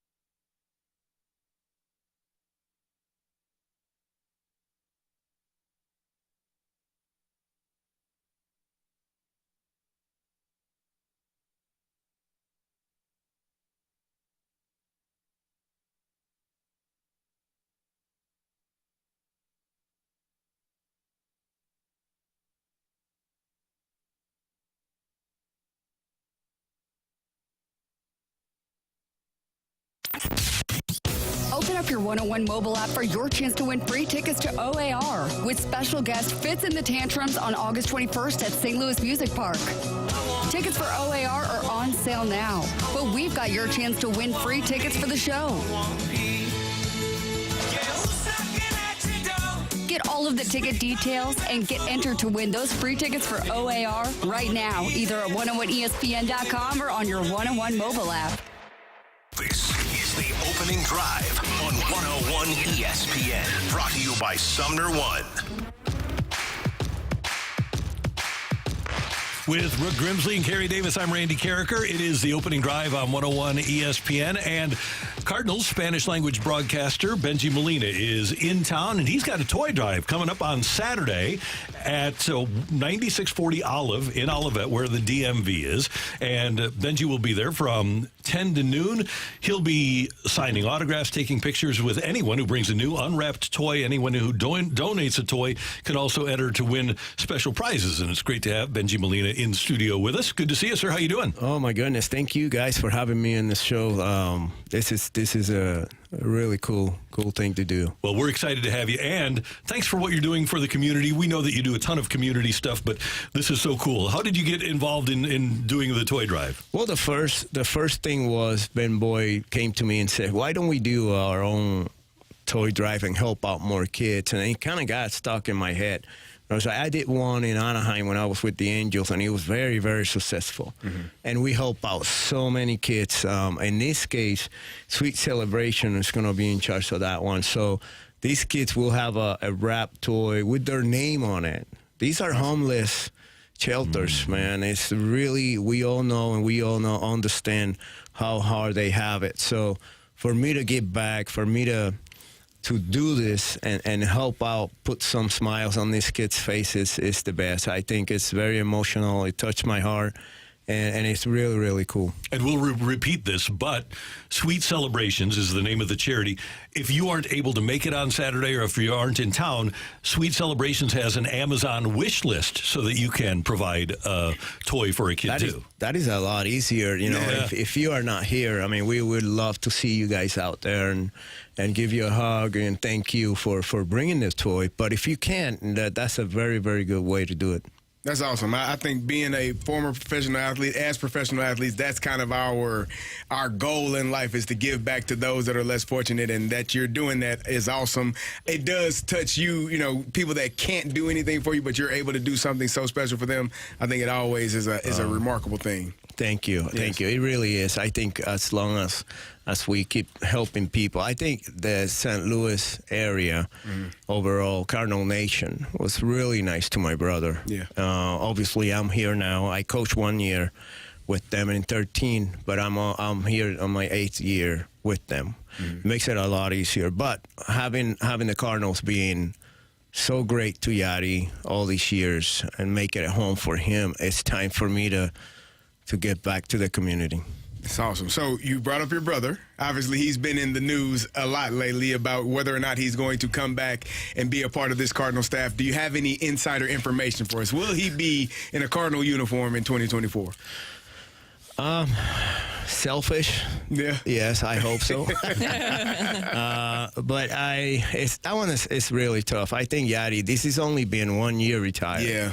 And he had so many things to do. He's been with his son, Yanu. Is 15, and he's managing his team. He's managing in Puerto Rico right now. Yadi is. And I think if we see him in 24, it might be something like at times, he'll come at times and talk to the players, talk to coaches, hang out, see the environment, get his feet wet. But I think we might see him more in 25, after next year. Okay. So it seems like with what you're saying, Bengie, is that it's more about the time. I'm like peeking over you on the screens over here. I so see you. Now. Yeah, no, I'm sitting. But yeah, it seems like it's more about timing with Yadi this year. But Yadi, does he want to be maybe a manager or be a part of any? I'm sure the Cardinals would be fantastic, but any organization moving forward? Oh, yeah. He wants to be a manager. We saw it the year that he retired. He only spent 3 days being retired. He was already managing in Venezuela. So that tells you how fired up he is to manage. Then he did the baseball classic. He had a lot of success there, too. Now he's doing the Puerto Rican League in winter, having a lot of success out there.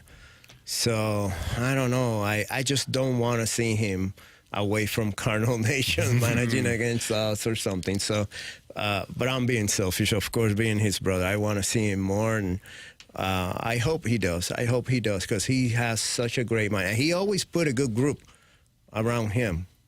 I don't think I really do think that he's very smart, because you can tell that he's a very smart guy playing and managing, but you need to have a good group around you to be successful. So I think he's very smart about it. Bengie Molina has a toy drive coming up at 314 Sports Cards in Olivet on Saturday from 10 to noon. Same plaza as the DMV. Please bring by a toy. And the hot toys this year, by the way, are Legos and Hot Wheels and Barbies, Disney princesses, remote control cars, whatever you can find. Bengie, as you mentioned, you coached and you broadcast. We as fans, I think, kind of got spoiled by Yadi behind the plate. We just expected, he's going to be there. But I was listening to an interview with Miles Michaelis yesterday, and he said, it was so different because I never had to think when Yadi was catching.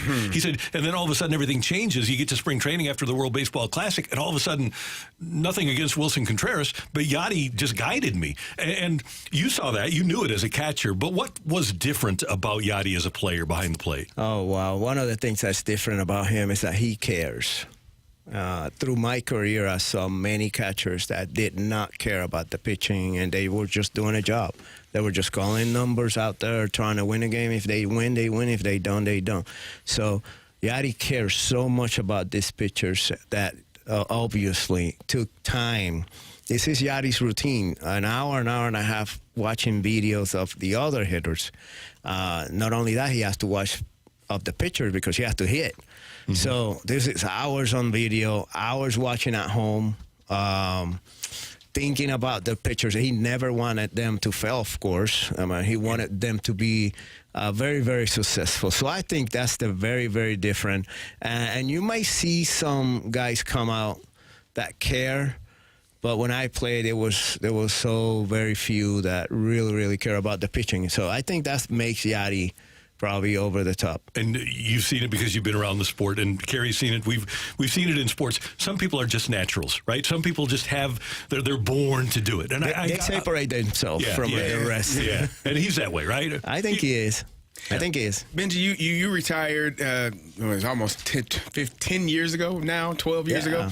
What has changed in the game from when you were playing to what you see now from these players? I think a lot has changed, a lot of it. We did not depend on coaching. We depended on ourselves most of the time. We remember where we played. We remember where we played that guy. We remember when it was 2 strikes. We remember how to move, different directions when the game was going on. We did it, with a little help of the coaches, but it was more about the players doing it out there, and the IQ was really high. Right. That's when I played. Right. So now it's watching these games. They're not bad talent. They're not bad players. That's not what I'm saying. They're really good talented players. But wow, that IQ that I see from the top, I don't see it there as much as when we played. So it's very, very different.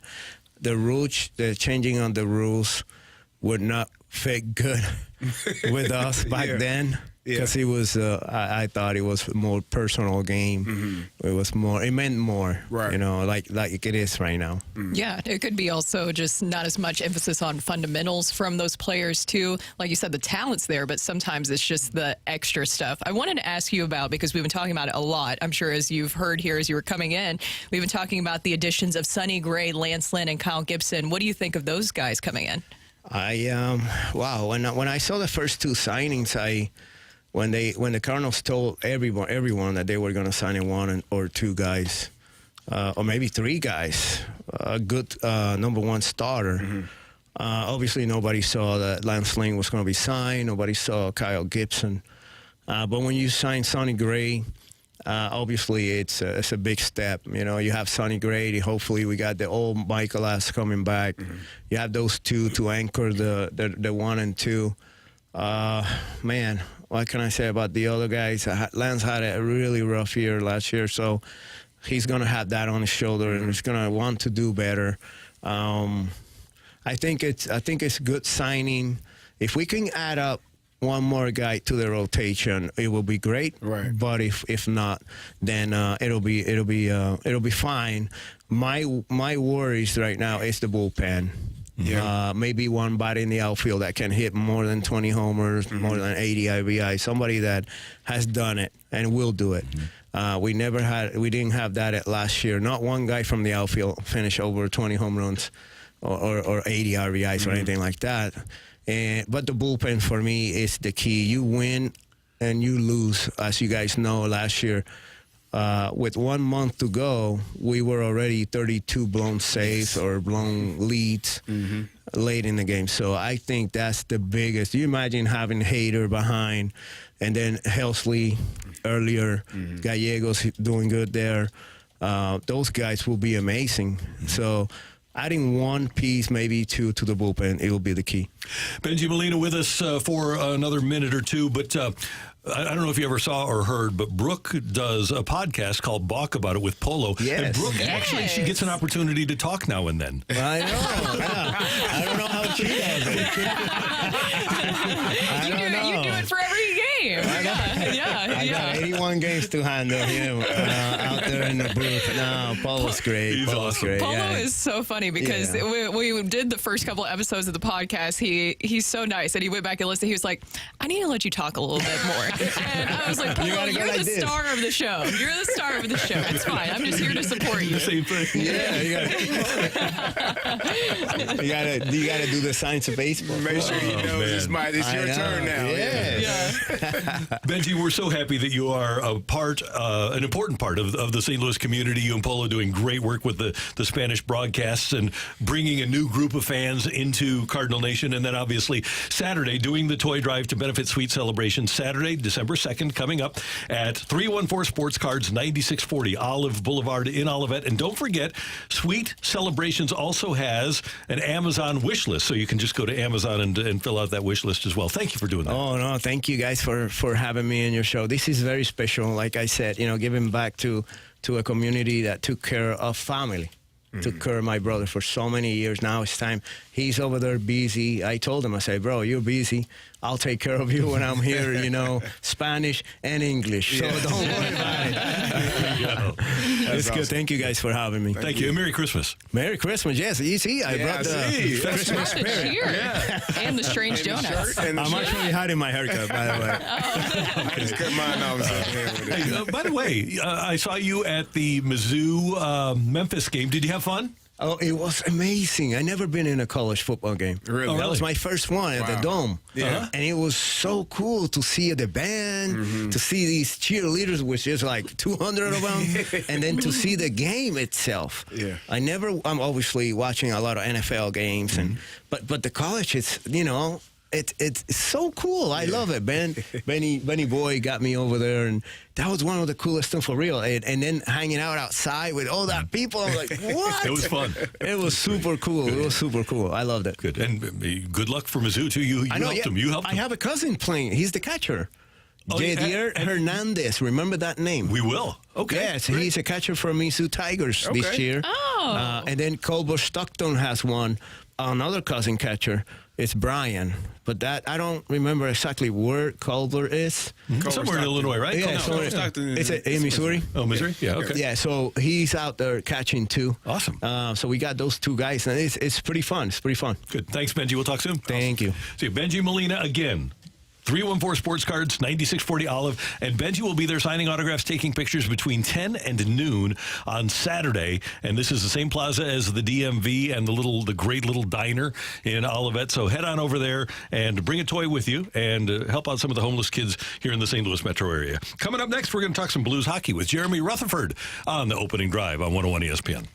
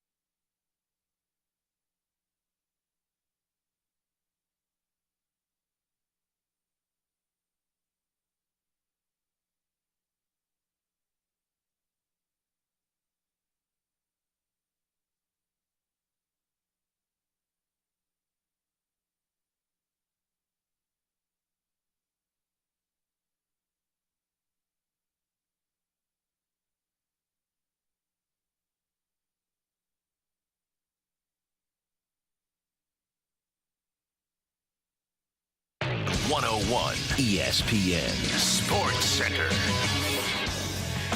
The Atlantic Division arrives at Enterprise Center. Good morning. I'm Bradford Bruns with your Sports Center update, driven by Johnny Londoff Chevrolet and Johnny Londoff Autoplex. Tage Thompson, Les Buffalo visit St. Louis tonight for a 7 o'clock puck drop right here with the Note. Pregame begins at 6 p.m. on 101 ESPN as the Blues attempt to recover following Tuesday's 3-1 defeat in Minnesota. Jeremy Rutherford of The Athletic joins us next to talk pucks. Football, Week 13 of the NFL campaign initiated this evening as well. Dallas hosting Seattle. Dak Prescott boasting 17 touchdown tosses over his past 5 tilts. The Sports Center update is driven by Johnny Londoff. Find new roads and shop 24/7 at Londoff.com and LondoffAutoplex.com. Are you kidding me? Live from the Car Shield studio, this is the opening drive on 101 ESPN. News, notes, and nuggets. It's time for the Rutherford Report with our Blues insider, Jeremy Rutherford. Brought to you by Scott Lee Heating Company, a proud Mitsubishi Electric Elite contractor.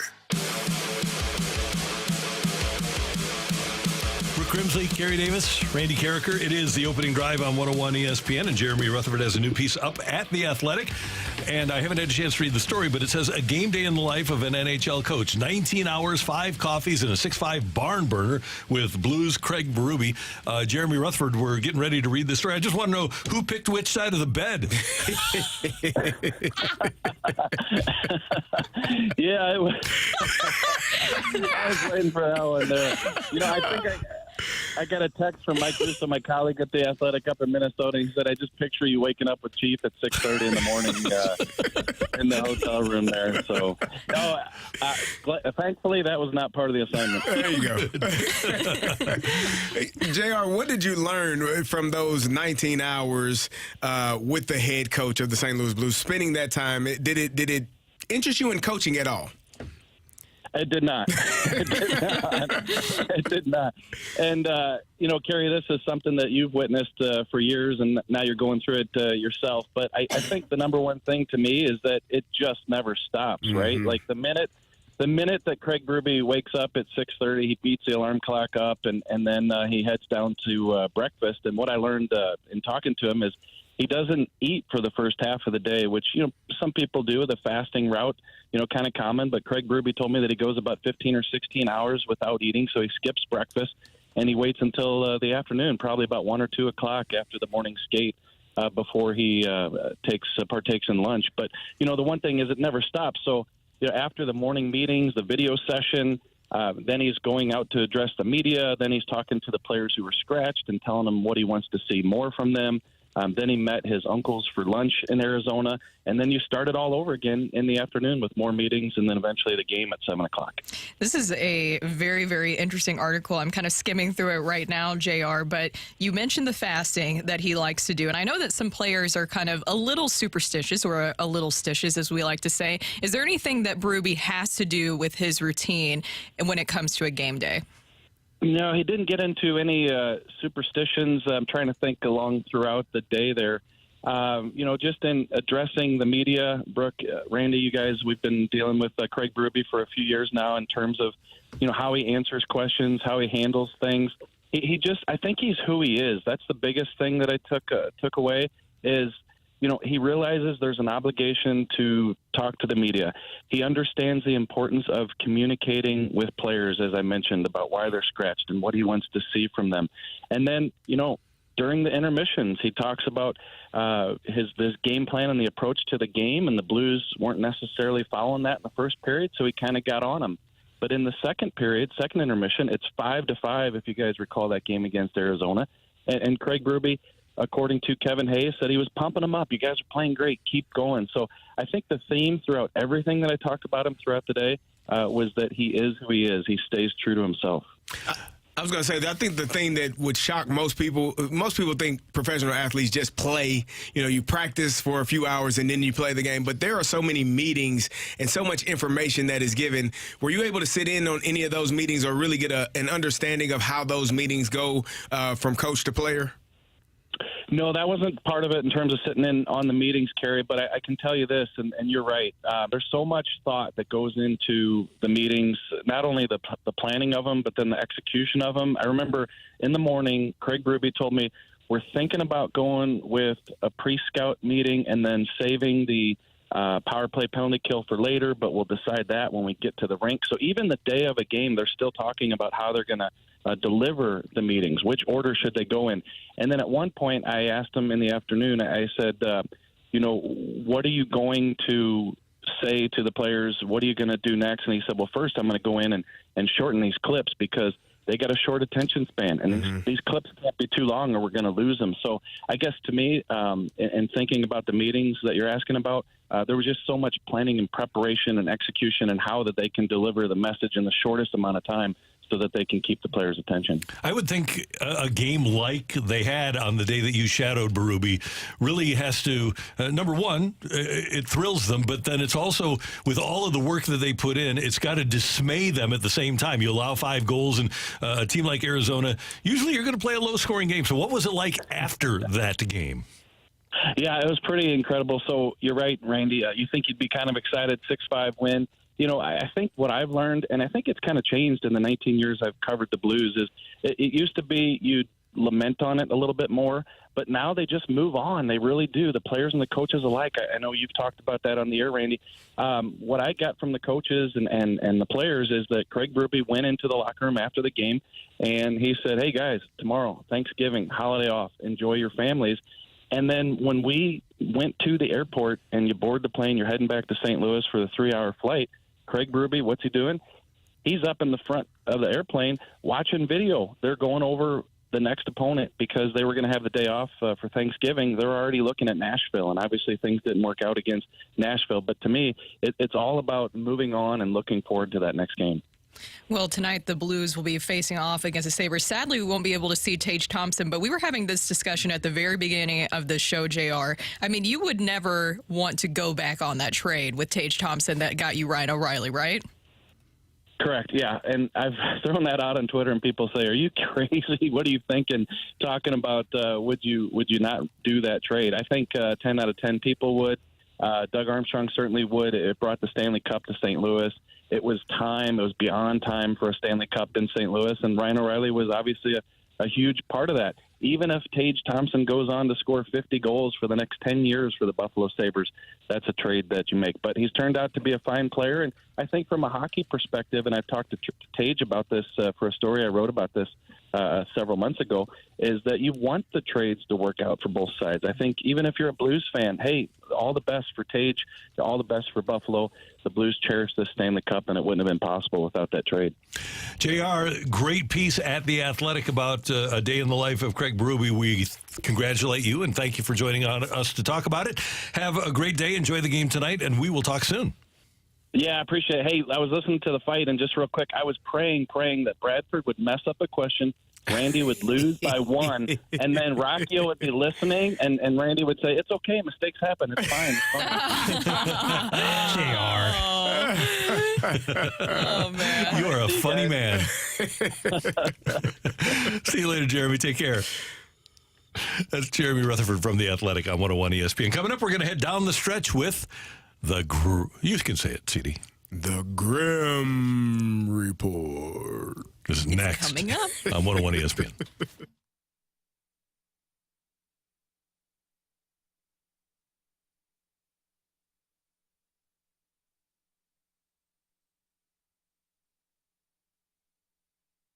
I was playing golf with a guy a couple of weeks ago, and he said that he had read a story that the average vehicle price had gone over $50,000 in our country. And if you're getting a loan, if you're getting financing for a vehicle, if you don't get the best rate, that can wind up being really, really expensive. You can get the best rate by going to autoloanpro.com. They're working with over 50 lenders to help you get the very best financing. You go to a dealership and talk to the finance director. He might have 2 options for you. There's 50 different ones.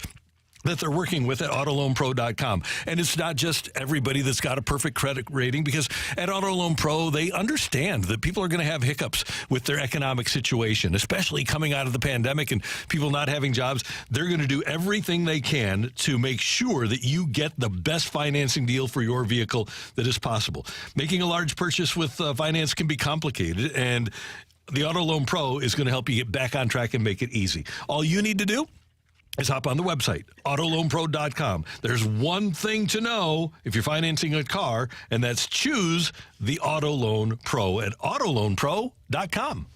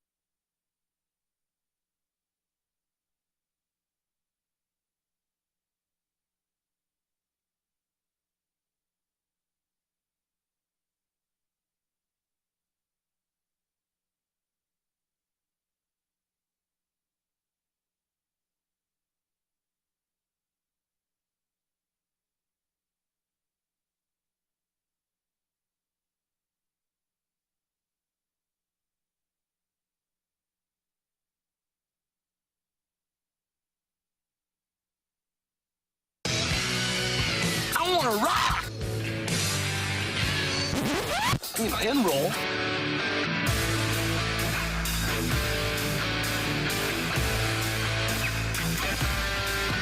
And Matthew Rocchio isn't here. Let's rock today. Yeah, we're going to rock, but we are going to bring you the Grim Report. Yes, it is time. Well, guys, the college football transfer portal season is upon us. As we know, many players are assessing where they want to go to next, which begs the question, how much does the allure of NIL money have to do with their decision? Well, Nebraska head coach Matt Rule recently saying that if you want a good quarterback, it's going to cost you.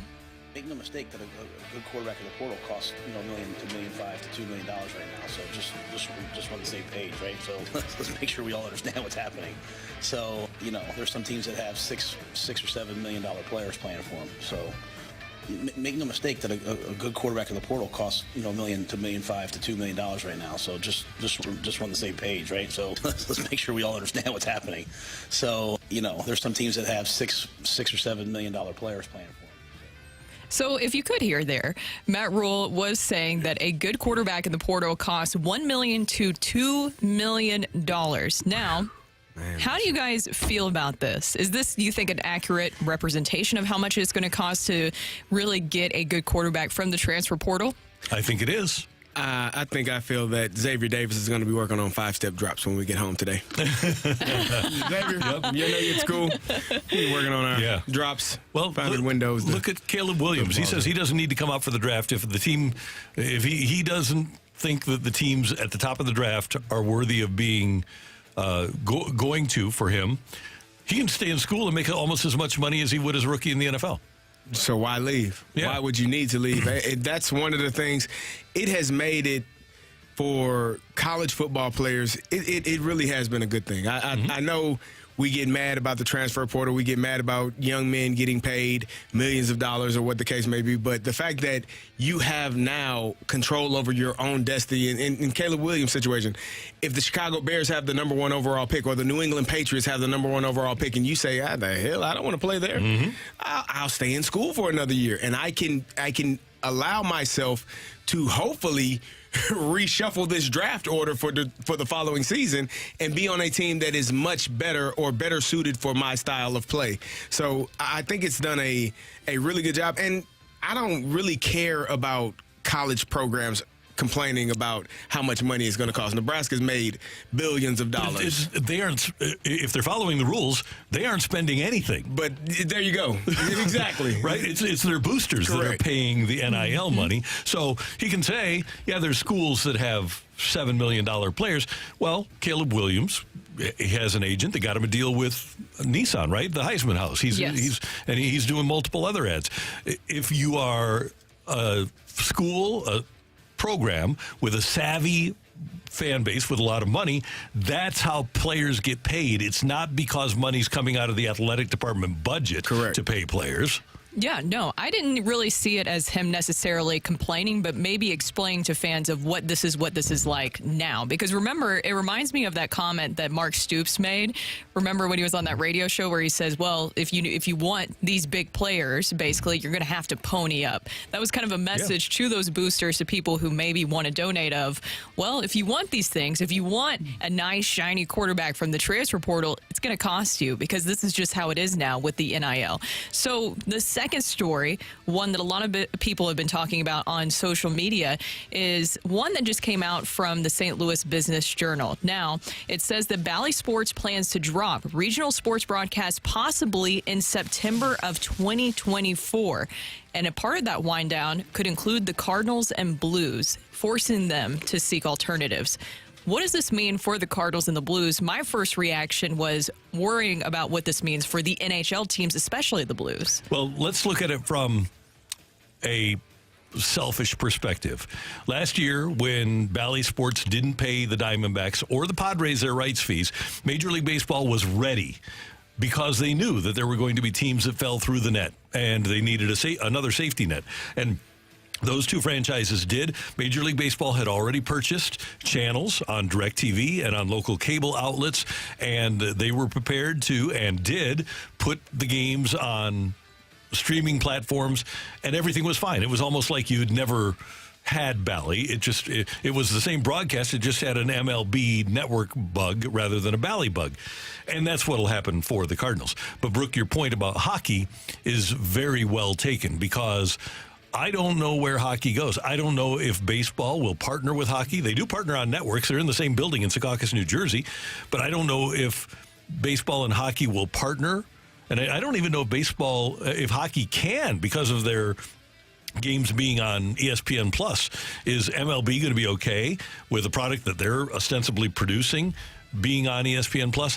I think it's going to be very difficult and interesting for hockey, and they might have to go old school, and they might have to wind up back on free TV, on like the Blues on Channel 11 or something like that.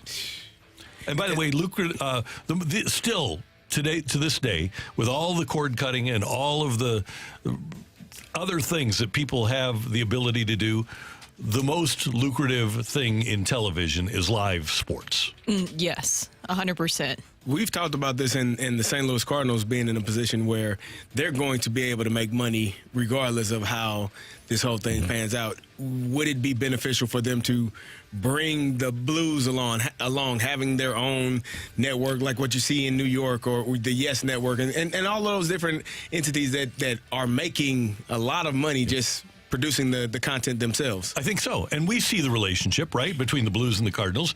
Bill DeWitt III and Tom Stillman have a great relationship. They skate together. They play pickup games together. Bill DeWitt likes hockey a lot. From a business perspective, they partner a lot.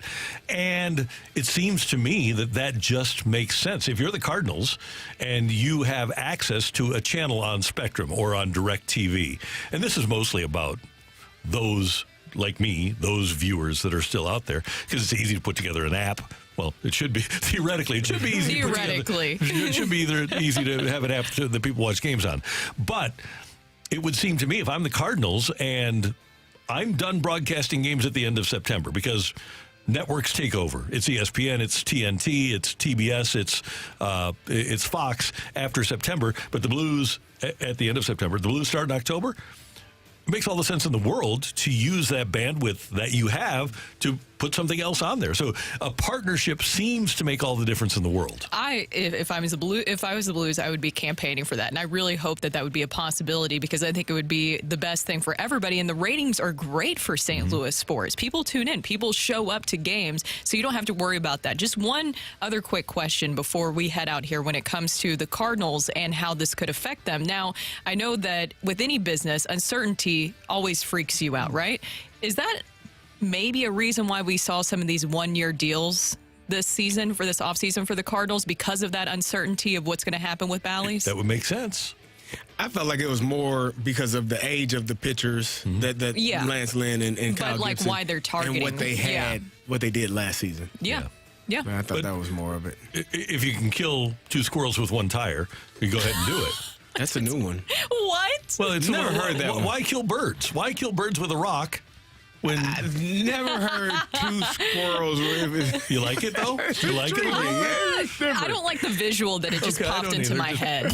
No, I didn't like that. But here's the thing. So you have the pitchers with the option, and yes, they're older, but for multiple reasons, perhaps, the Cardinals say, okay, we'll give you 1+1, and the reasons are because A, you're kind of old, and B, we don't know how much money we'll have next year. That makes sense. Yeah. Makes a lot of sense. Two squirrels. Two squirrels, one tire. There you go. Interesting. Yeah. Squish. Well, why do we pick on birds? Why can't other wildlife be victimized by the human species? We had PETA earlier this week, and now we're going down a dark road, sir. Kerry, have fun tonight at Cyberg's downtown. Will do. Yes. You're going to be with Moon from the Riz Show. Yes, I will be. Watch some Thursday Night Football. Continue to beat up on them. Yeah, Blues hockey against the Buffalo Sabres. That'll be fun. Thursday night tonight with Carrie and Moon and Bud Light at Cyberg's on Market downtown. Thanks to our producer, audio, and video engineer in for Matthew Rocchio, Bradford Bruns. Great job. Hey, Kenny. Appreciate it, guys. We'll see you tomorrow. You betcha. Brooke, did you have fun? Yes. Good. CD?